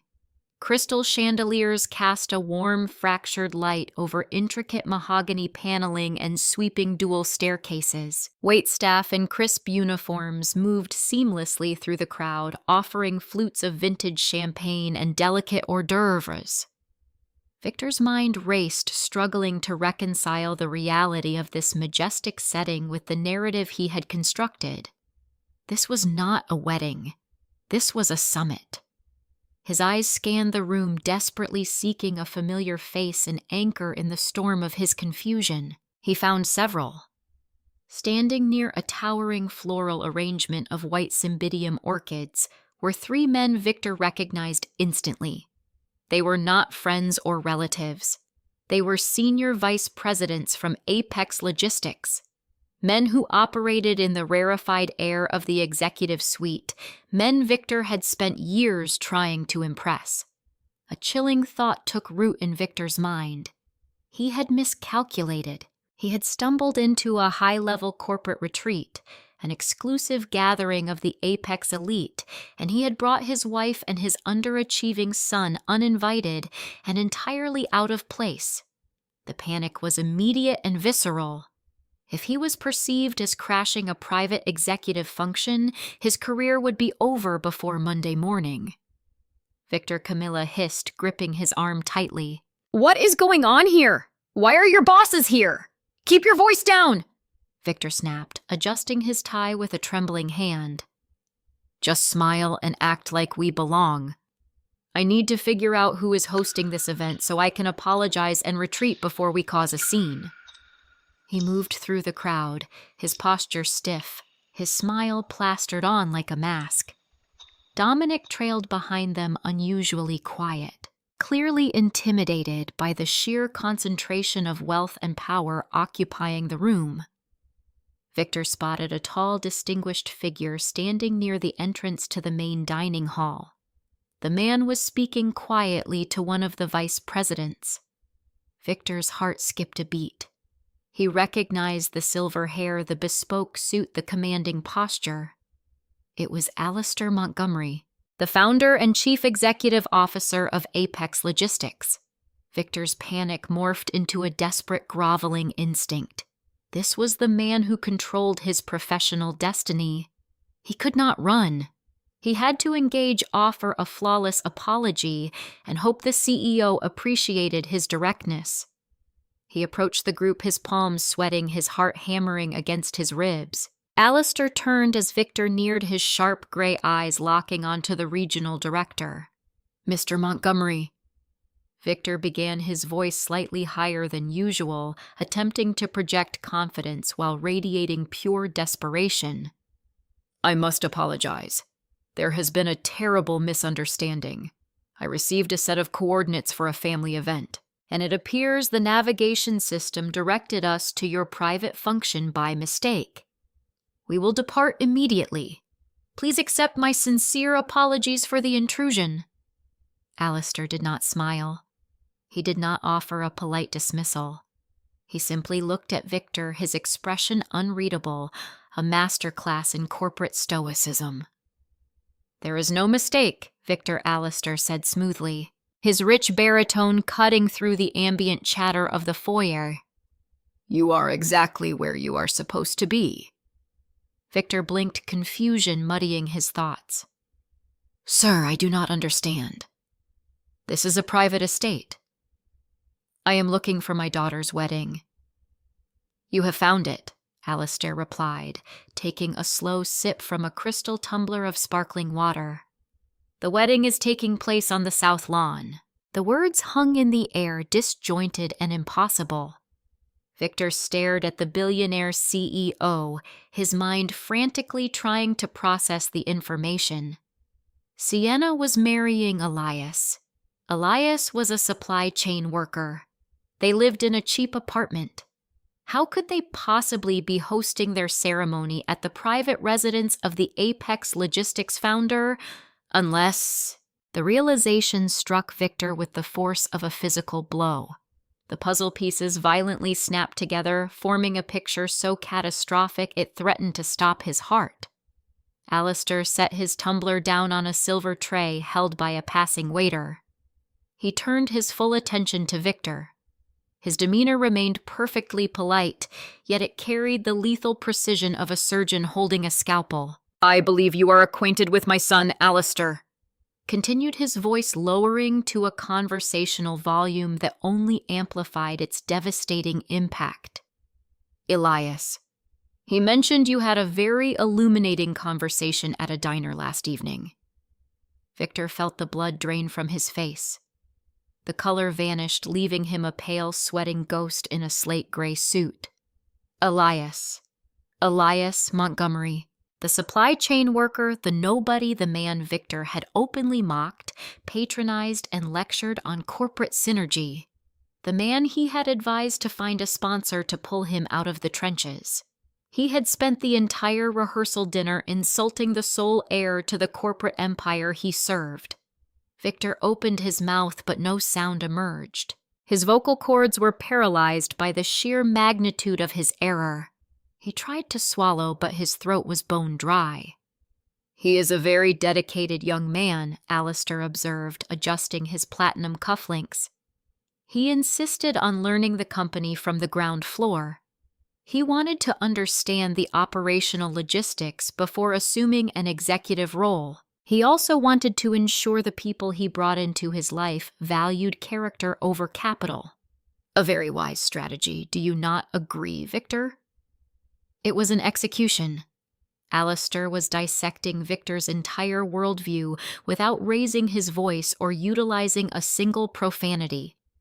He was dismantling 20 years of middle management arrogance with cold, irrefutable facts. Camilla, standing beside Victor, let out a soft, horrified gasp. She had finally connected the dots. The Michelin star caterer, the $45 million estate, the sudden terrifying realization that the daughter she had sabotaged and discarded was currently preparing to marry into a dynasty that eclipsed their wildest country club fantasies. "Sir, Victor stammered, his voice breaking, the polished corporate facade shattering into a million pathetic pieces. "I had no idea. I assure you my comments last night were intended to be constructive. I was merely offering mentorship." "Mentorship?" Alistair repeated, tasting the word and finding it profoundly bitter. "You told my son his career was going nowhere. You told him he lacked the political nuance required to succeed. You bragged about your ability to protect the bottom line while simultaneously stealing $30,000 from your own daughter to finance a sports car for your son." The mention of the stolen funds struck Victor like a physical blow. His knees buckled slightly. He reached out and gripped the edge of a mahogany console table to steady himself. Alistair knew. He knew everything. The forensic audit Sienna had compiled had reached the desk of the CEO. "I do not tolerate poor judgment within my organization," Victor Alistair stated, his tone shifting from conversational to absolute ice. "And I certainly do not tolerate financial predators. You have proven yourself to be a profound liability on both a personal and professional level. We will discuss the future of your employment on Monday morning. I suggest you bring a box for your personal items." It was a termination delivered amidst the clinking of champagne glasses and the scent of expensive floral arrangements. Victor had lost his daughter, his authority, and his career in the span of a 3-minute conversation. A soft, melodic chime echoed through the grand foyer, signaling the beginning of the ceremony. The heavy wooden doors leading to the south lawn swung open, revealing the meticulously arranged seating and the breathtaking floral arch framing the altar. The orchestral music swelled a sweeping, triumphant melody that filled the air. Alistair checked his platinum watch, adjusting his cuffs one final time.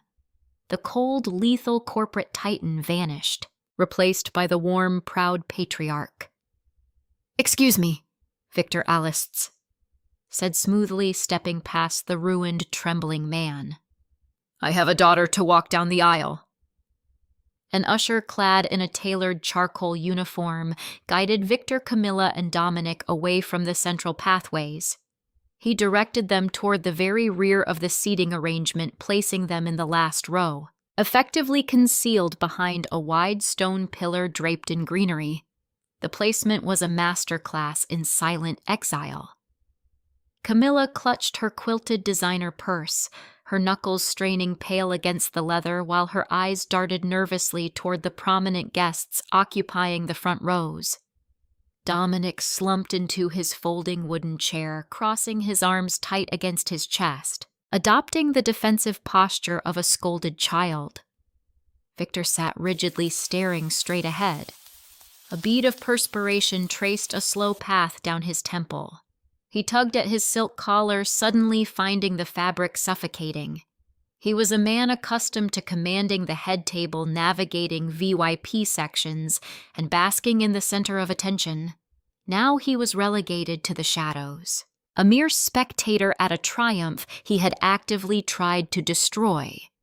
The humiliation burned in his chest, a sharp, suffocating realization that his social currency had plummeted to zero. A sudden hush fell over the gathered crowd as the string quartet shifted their tempo. The musicians launched into a soaring, triumphant melody that resonated across the manicured lawns. At the end of the long stone walkway, a pair of heavy mahogany doors swung outward. Sunlight caught the delicate ivory crepe of my gown. I stood at the threshold, taking my first breath of the crisp afternoon air. Beside me, Alistair Montgomery offered his arm with an elegance born of profound, genuine respect. I rested my hand on his tailored sleeve, feeling the steady, grounded strength of a patriarch who protected his own. I lifted my gaze, taking in the ceremony space, and a soft gasp escaped my lips. The entire venue was adorned with white cymbidium orchids. Hundreds of the rare, fragile blooms cascaded from the wooden archways framing the altar. They lined the stone aisle in lush, overflowing arrangements and hung suspended from the weeping willows bordering the private lake. The translucent waxy petals caught the ambient light, creating a breathtaking canopy of pristine white. My heart swelled, a sudden rush of emotion tightening my throat. Elias and his father had read the meticulous spreadsheets I abandoned on our apartment floor. They had tracked down the exact rare blossoms Camilla had canceled importing the entire seasonal harvest to ensure my grandmother's memory was present today. The gesture was a profound testament to a chosen family that utilized their vast resources to heal rather than to inflict pain. We stepped forward, beginning the long procession down the pathway. Our pace was measured steady and full of quiet authority. I kept my chin high, absorbing the warmth radiating from the guests. I saw Evelyn smiling from the front row, her eyes shining with fierce pride. I saw my maid of honor, Elena, wiping a joyful tear from her cheek. As we neared the final rows, I felt a heavy, defeated gaze tracking my movements. Victor was forced to watch the billionaire chief executive perform the sacred duty he had discarded for a regional promotion. The visual poetry was staggering. The man who dictated Victor's professional survival, the titan he spent decades trying to impress, was currently escorting the daughter Victor deemed worthless. Alistair held his head high, radiating a paternal pride that highlighted my biological father's ultimate failure. Victor had traded this moment for a depreciating sports coupe, and now he was reaping the barren harvest of that choice. Reaching the altar, Alistair turned to me, offering a warm, reassuring smile. He placed my hand gently into Elias's waiting palm.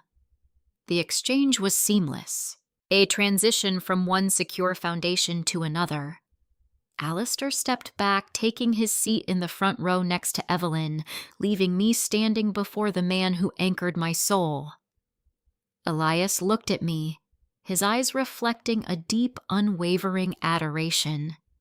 He wore a classic tuxedo that highlighted his broad shoulders, standing tall and resolute. The officiant began the proceedings, her voice carrying across the quiet lawn. But we quickly set the traditional scripts aside.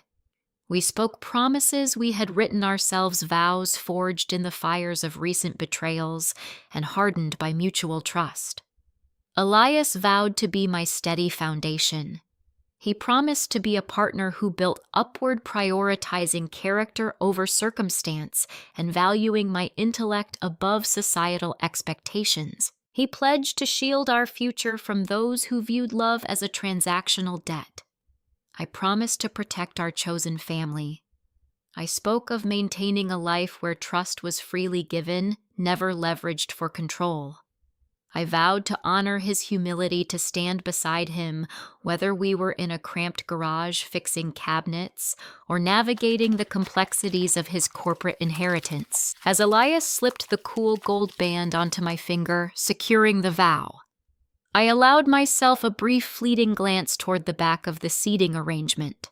I saw Victor staring at the grass between his polished shoes. I saw Camilla dabbing her eyes with a tissue, perhaps finally calculating the true cost of her cowardice. I saw Dominic looking anywhere but at the altar, unable to witness a success he could not steal. I expected a surge of indignation or a final pang of longing for the parents I never truly had. Instead, I felt a profound, sweeping emptiness. It was the clinical, peaceful satisfaction of a finalized audit. The accounts were permanently balanced. The toxic liabilities had been formally expunged from my life's spreadsheet. They held no power, no influence, and no space in my heart. I turned back to my husband, my spirit light and entirely unburdened. The officiant pronounced us partners for life. Cheers erupted across the estate, breaking the solemn silence.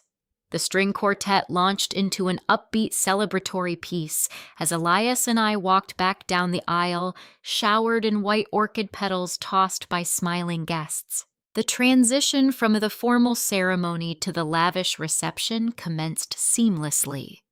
Waitstaff guided the attendees toward a magnificent grand tent erected near the water where crystal chandeliers gleamed overhead, and the scent of the Michelin star tasting menu drifted through the air. The afternoon promised flawless joy. However, the peace of the estate was fragile. Near the back rows, Victor and Dominic lingered behind the departing crowd. Defeat had not bred humility in my father. It had birthed a frantic, clawing desperation. The regional director had lost his job, his daughter, and his social standing in a matter of hours, but his toxic ambition remained an unyielding instinct.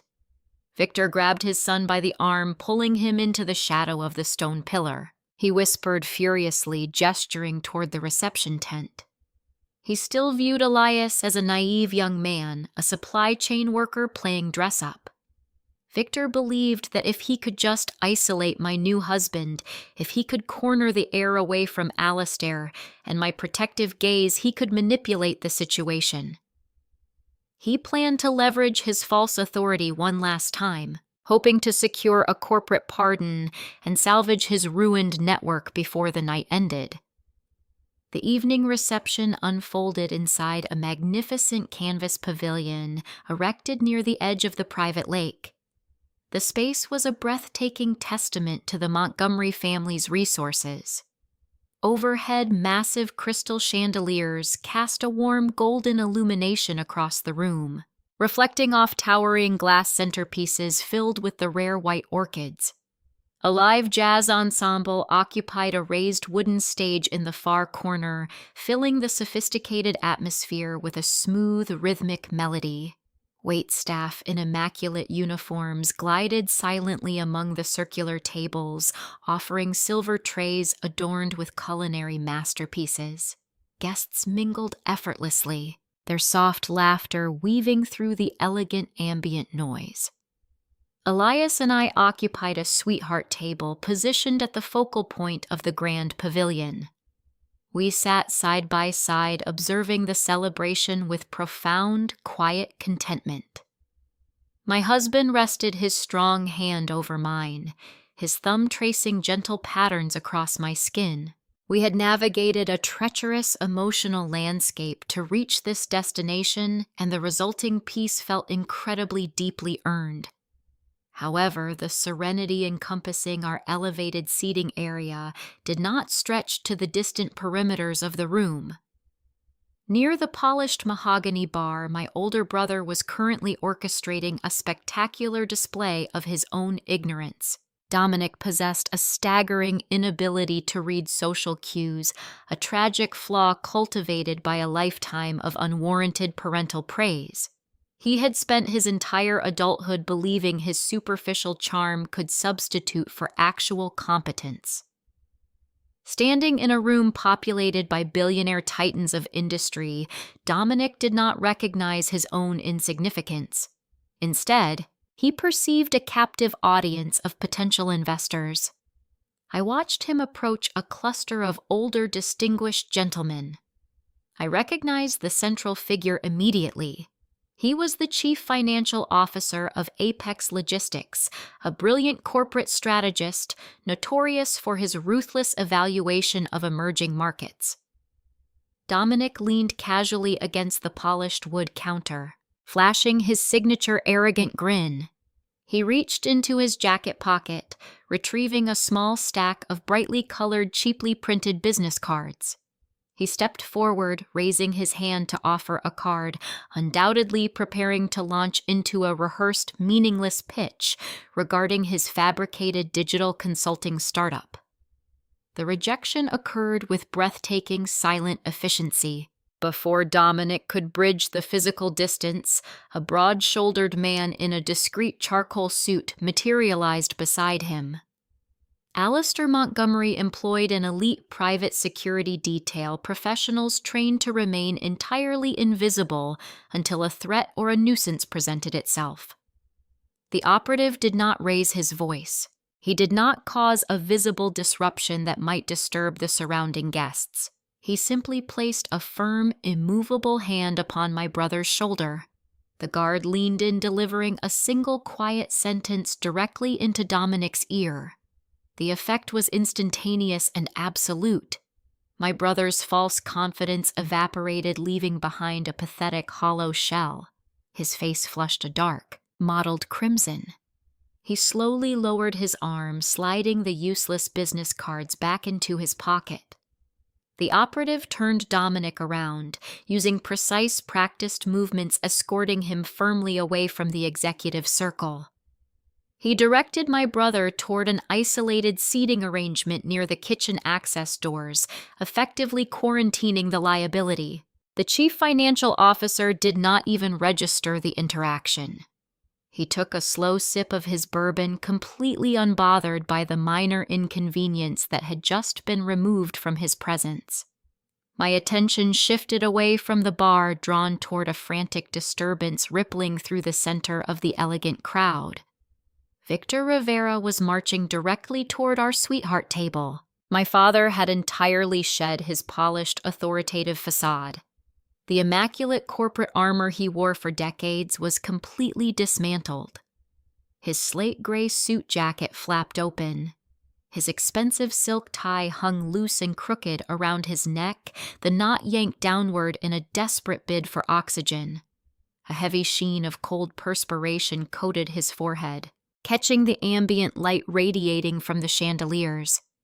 Camila followed closely in his wake, her face pale and heavily drawn, gripping her quilted designer purse as if it were a flotation device in a turbulent ocean. They bypassed the crowded dance floor, their eyes locked onto my position. Elias shifted in his chair, his broad shoulders tensing as he prepared to intercept the incoming threat. I squeezed his fingers lightly, communicating a silent command to remain seated. I had spent my entire youth shrinking to accommodate Victor's fragile ego. I refused to surrender a single inch of territory on my wedding day. Sienna Victor gasped as he reached the edge of our table. His voice was a frantic, breathless rasp. His eyes darted nervously around the pavilion, terrified that Alistair might be observing this pathetic display. "We need to talk immediately." I picked up my crystal water goblet, taking a slow, deliberate sip before setting the heavy glass back onto the pristine linen tablecloth. "I am having dinner with my husband. If you wish to offer a congratulatory remark, you may proceed.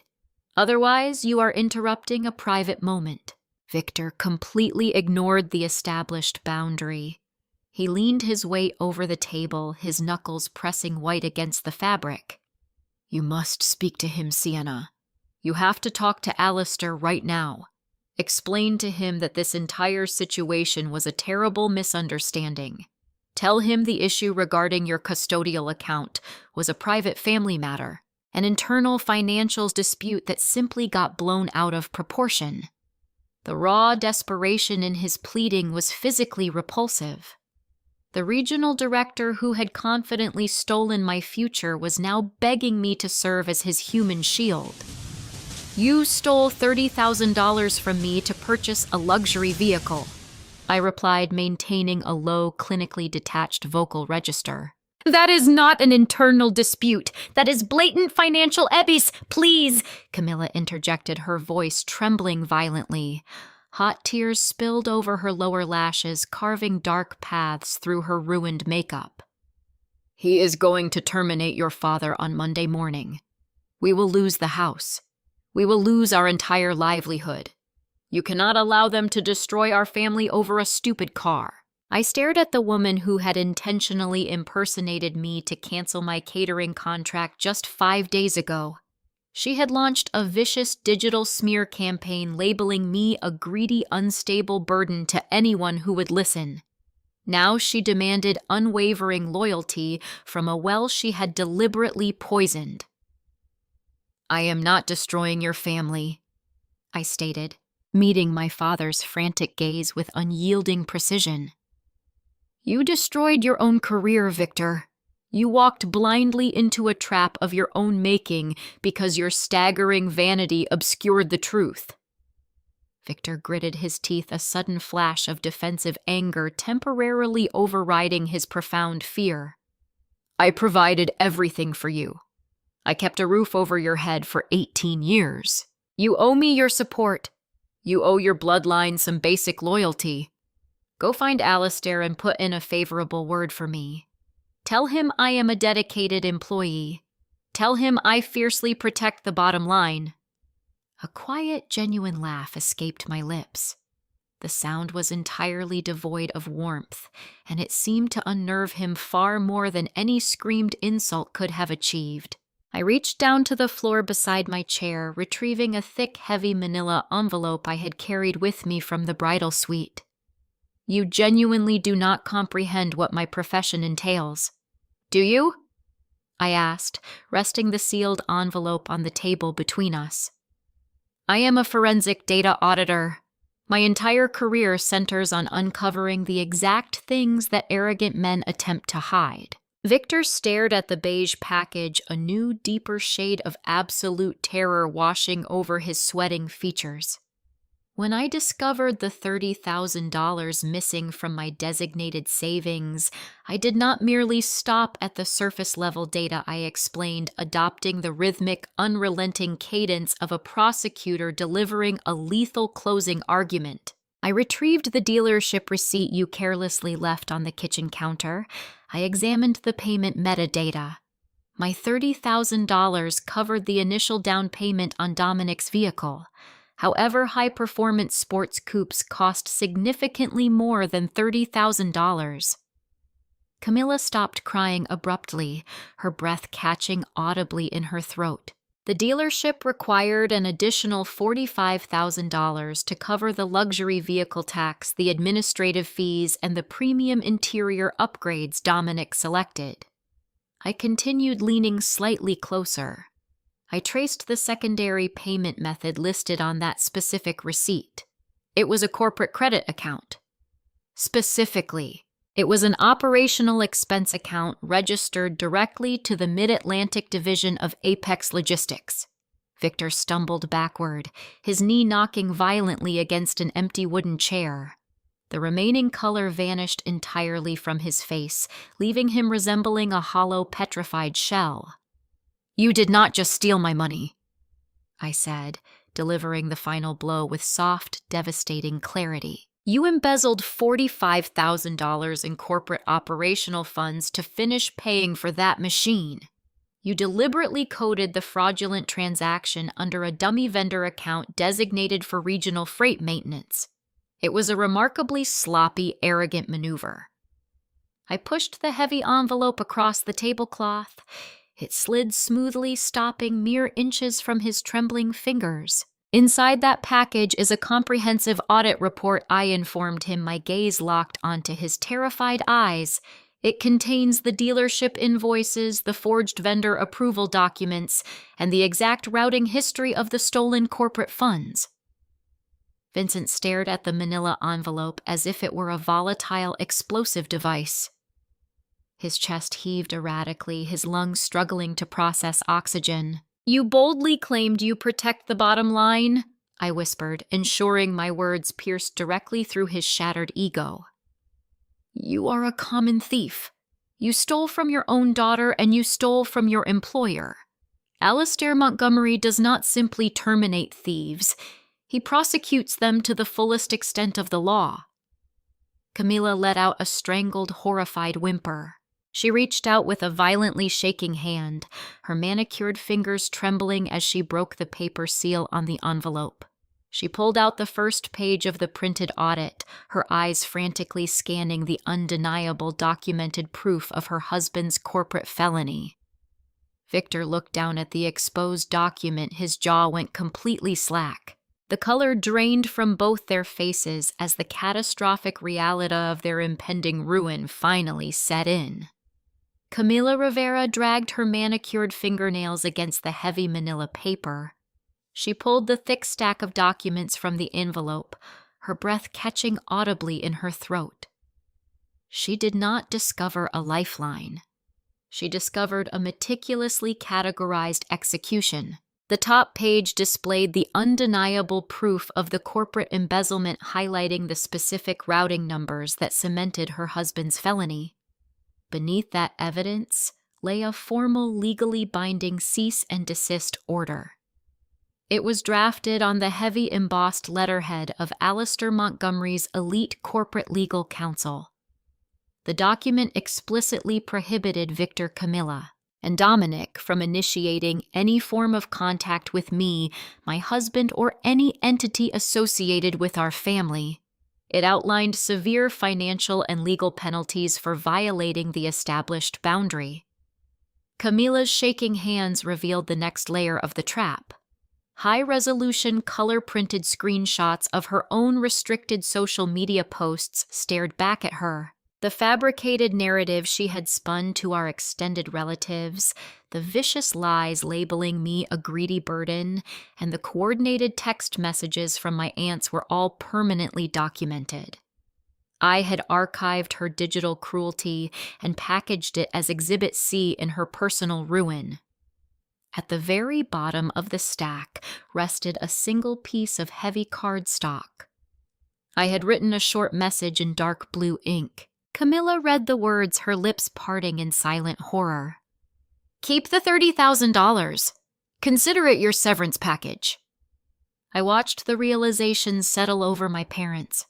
The crushing finality of the situation extinguished whatever remaining defiance Victor harbored. He was a man who traded his integrity for the illusion of status, and the illusion had just shattered into worthless fragments. He looked at me, his eyes wide, silently begging for a reprieve that would never arrive. I offered him nothing. No yelling, no grand declarations of anger. I just delivered the cold, clinical gaze of an auditor closing a fraudulent account. You need to leave my reception, I stated quietly. Victor did not argue. He lacked the oxygen to form a coherent sentence. He pushed his chair back, the wooden legs scraping harshly against the floor. He grabbed Camilla by the elbow, hauling her upward. She dropped the documents, leaving the scattered evidence of their destruction resting on the white linen tablecloth. They turned away from the sweetheart table, navigating through the sea of elegant guests like ghosts fleeing a graveyard. However, their departure was not the final act of the evening's justice. As Victor and Camilla staggered toward the exit of the grand pavilion, a sudden frantic commotion erupted near the rear canvas walls. Dominic had abandoned his isolated seating arrangement. My brother was currently pressing his face against the clear vinyl window of the tent, his hands splayed wide against the plastic, staring out into the night. A bizarre rhythmic flashing illuminated his panicked features. Bright amber warning lights pulsed through the darkness, casting erratic orange shadows across the pristine reception space. Dominic spun around, his face contorted in sheer terror. He abandoned all remaining social decorum, sprinting toward the exit flap of the tent and bursting out into the cool Virginia evening. Elias and I exchanged a knowing glance. We stood from our table, walking at a measured, leisurely pace toward the exit to witness the final consequence of my family's greed. We stepped out onto the manicured grass. A short distance away, parked on the paved service road adjacent to the overflow lot, sat a heavy-duty commercial tow truck. The loud diesel engine rumbled, cutting through the sophisticated jazz music drifting from the pavilion. Suspended in the air, its rear wheels strapped securely to the hydraulic lift, was Dominic's sapphire blue sports coupe. My brother sprinted across the lawn, waving his arms frantically, screaming at the tow truck operator, "Hey, stop!" "Dominic," bellowed, his voice cracking with hysteria, "put the car down! You have the wrong vehicle! That is my property!" The operator, a burly man wearing a high-visibility vest, did not halt the winch mechanism. He simply reached into his front pocket and retrieved a folded yellow document, handing it to the heavily armed security operative standing nearby. The operative stepped directly into Dominic's path, blocking him from reaching the truck. "This is a targeted asset recovery," the security operative stated, his voice a low, immovable wall. The secondary financing charge processed by the dealership was declined. The associated corporate expense account was frozen pending an internal fraud investigation. The vehicle is currently in default, and ownership has reverted to the lien holder. When Alistair Montgomery reviewed my forensic audit 3 days ago, he did not merely plan a dramatic wedding reveal.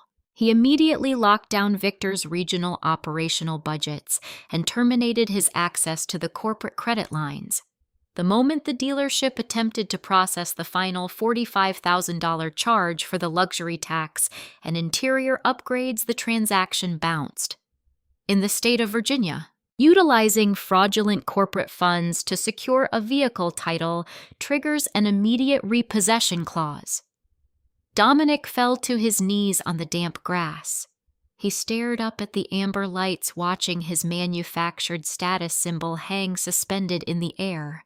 The car was the exact manifestation of his unearned privilege, and it was currently being hauled away into the darkness. Victor and Camilla arrived at the edge of the service road just in time to witness the towing. Victor stood paralyzed, unable to intervene, entirely powerless to stop the mechanical extraction of his son's pride. Camilla buried her face in her hands, sobbing uncontrollably into the cool night air. The 3 of them stood alone in the darkness, illuminated only by the flashing warning lights, stripped of their stolen money, their vehicle, and their dignity. Elias wrapped his arm around my waist, pulling me close against his side. We did not linger to watch them trek back to the dirt overflow lot. We turned our backs on the wreckage and walked back into the warmth of the glowing pavilion, returning to the people who actually valued our presence. 6 months later, the Virginia autumn painted the Shenandoah Valley in vibrant shades of copper and gold. I sat on the wide wraparound porch of the custom home Elias and I had built together. The morning air was crisp, carrying the scent of fallen leaves and fresh coffee. I held the steaming ceramic mug in both hands, savoring the profound, quiet stability of our life. Elias sat in the wicker chair beside me, an open laptop resting on his knees. We were reviewing the quarterly projections for a charitable foundation we had recently established, directing our resources toward funding educational grants for financially abused students. The aftermath of the wedding had been swift and unforgiving. On the Monday following the ceremony, Victor Rivera was formally terminated for cause. Apex Logistics did not offer a severance package or a quiet resignation. They stripped him of his pension, voided his executive bonuses, and blacklisted him across the entire global supply chain industry. He narrowly avoided criminal prosecution only because Alistair deemed a public trial too tedious, opting instead to enforce a crushing civil restitution agreement. Victor currently works as a shift supervisor at a regional discount hardware store, earning a fraction of his former salary. Dominic remains unemployed, utilizing the public bus system to navigate Fairfax County. Camilla remains entirely silent, her social media accounts permanently deleted, unable to face the country club associates who had witnessed her spectacular downfall. They attempted to breach the cease and desist order exactly once, sending a desperate pleading letter to my office. My legal counsel returned it unopened, accompanied by a warning of immediate legal action. That was the last communication I ever received from them. I leaned my head against Elias's shoulder, feeling the solid, unyielding strength of his presence. He closed the laptop, wrapping his arm around me, his lips pressing a warm kiss to the crown of my head. I looked out toward the horizon. The early morning sun was cresting over the distant tree line, flooding our property with brilliant, flawless light. The accounts were permanently balanced. The emotional ledger was clear. I smiled at the rising sun, the cool breeze brushing against my face. They stole my wedding fund to buy a car. I murmured, my voice a quiet, victorious whisper carried away by the autumn wind. I used it to buy my freedom. Best investment they ever made, Elias replied. There is a profound unspoken ledger kept in every childhood home across America. It is not written in ink, nor is it stored in a steel bank vault, but its running balances inevitably dictate the course of our adult lives. We are raised on the cultural mythology that family is an unconditional sanctuary, a traditional structure where love is freely given, guidance is pure, and protection is absolute. Yet, as Sienna Rivera's story so brutally illustrates, the reality behind the pristine white picket fences of suburban America can sometimes resemble a hostile corporate takeover. When we reflect on the spectacular collapse of Victor and Camila Rivera, it is easy to fixate on the stolen $30,000, the awe-inspiring $45 million estate, or the cinematic justice of a towed sports car. But to reduce their downfall to a mere financial transaction is to miss the profound tragedy of their parenting. Their failure was not simply a matter of embezzlement. It was a total bankruptcy of emotional awareness, fairness, and long-term guidance. In the traditional American family structure, parents are tasked with the sacred responsibility of being architects of character. We are supposed to instill honesty, integrity, and resilience in our children.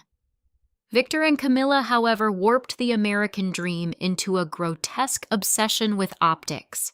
They viewed their children not as souls to be nurtured, but as assets to be leveraged and liabilities to be managed. Dominic, the golden child, was rewarded for his failures with a luxury vehicle because his outward appearance served his father's fragile vanity. Sienna, fiercely independent and self-reliant, was treated as a disposable utility, a funding source for her brother's unearned privilege. This dynamic exposes a toxic rot that can occasionally fester within the traditional family unit, the illusion that financial provision equates to good parenting. Victor and Camilla believed that because they provided a roof and a baseline of material comfort, they were entitled to Sienna's blind loyalty and her very future. They lacked the emotional awareness to see the damage they were inflicting. They did not understand that when you steal from one child to subsidize the vanity of another, you are not just draining a bank account. You are telling the neglected child that their worth is conditional, that their dreams are expendable, and that justice does not exist within the walls of their own home. Fairness in parenting does not always mean absolute equality in every material measure, but it unequivocally requires a baseline of moral consistency. It requires honesty. When a parent lies, when a mother smiles through cake tastings, knowing the funds have been drained, or when a father justifies theft as a strategic family decision, they shatter the foundational trust that a child needs to navigate the world safely. How can we expect our children to act with integrity in their adult lives if the very architects of their morality model deceit and manipulation? The contrast between the Riveras and the Montgomerys in this narrative serves as a masterclass in long-term parental guidance. Alistair Montgomery, despite possessing billions in corporate wealth, did not hand his son Elias a corner office and a luxury sports car. He allowed Elias to drive a beat-up Subaru, wear faded flannel, and work in the grueling trenches of the supply chain. Alistair understood that you cannot purchase character. It must be forged in reality. By prioritizing humility and hard work over flashy nepotism, Alistair guided his son toward becoming a man of quiet power and deep emotional intelligence. He raised a man who valued a woman for her resilience and intellect rather than her social standing. This is the true essence of family responsibility in American culture, preparing our children to be good, honest people regardless of the tax bracket they happen to occupy.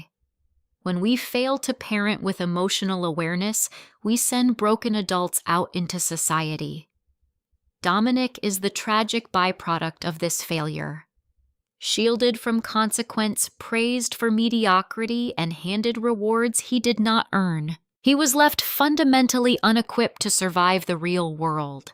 His parents thought they were helping him by cushioning his every fall, but in reality they crippled his development. They traded his long-term character for short-term vanity. When the illusion was finally shattered by Alistair Montgomery's swift justice, Dominic had nothing left, no skills, no resilience, and no true identity beyond the keys to a repossessed car. Sienna, on the other hand, was forced to become her own foundation. The tragedy of her immense strength is that it was forged in the fires of her parents' neglect. While we cheer for her triumphant walk down the orchid-lined aisle and her flawless, data-driven retaliation, we must also mourn the fact that a daughter had to build an airtight legal case against her own father just to protect her sanity. No child should ever have to audit their parents' love. If Sienna's journey resonates with you, if you have ever had to be the architect of your own survival in the face of familial betrayal, then you understand that finding your voice is the most powerful vengeance of all. For more stories that explore the complex, often dark realities of family dynamics, boundary setting, and ultimate vindication, I highly encourage you to follow Sophia Vengeance. Join a community that understands that walking away is sometimes the most empowering step forward you can possibly take. As we step back and look at the smoldering wreckage of the Rivera family, we are forced to ask ourselves a deeply uncomfortable question about the nature of the traditional family structure. We are culturally conditioned to believe that blood is an unbreakable bond, a sacred covenant that demands our endless forgiveness and perpetual sacrifice. We are told that we owe our parents our reverence simply because they gave us life. But perhaps this conventional wisdom is the greatest lie we tell ourselves. Perhaps blood is not a binding contract. Perhaps it is merely the ink we use to write our first rough drafts of who we are. The true lesson of Sienna's story is not about the triumph of wealth over arrogance, nor is it merely about karma catching up to thieves. It is a terrifying, liberating revelation about ownership. We do not owe our abusers our loyalty just because we share their DNA. The traditional family is a beautiful concept, but when its walls are built on favoritism, deceit, and emotional extortion, it ceases to be a home. It becomes a prison. And the most dangerous inmates are often the ones sitting at the head of the dinner table demanding you pay for the privilege of your own confinement. You cannot choose the ledger you are handed at birth, but you have absolute uncompromising authority over when to close the account. Sometimes the only way to balance the scales is to recognize that the debt was never yours to begin with and simply let them bankrupt themselves.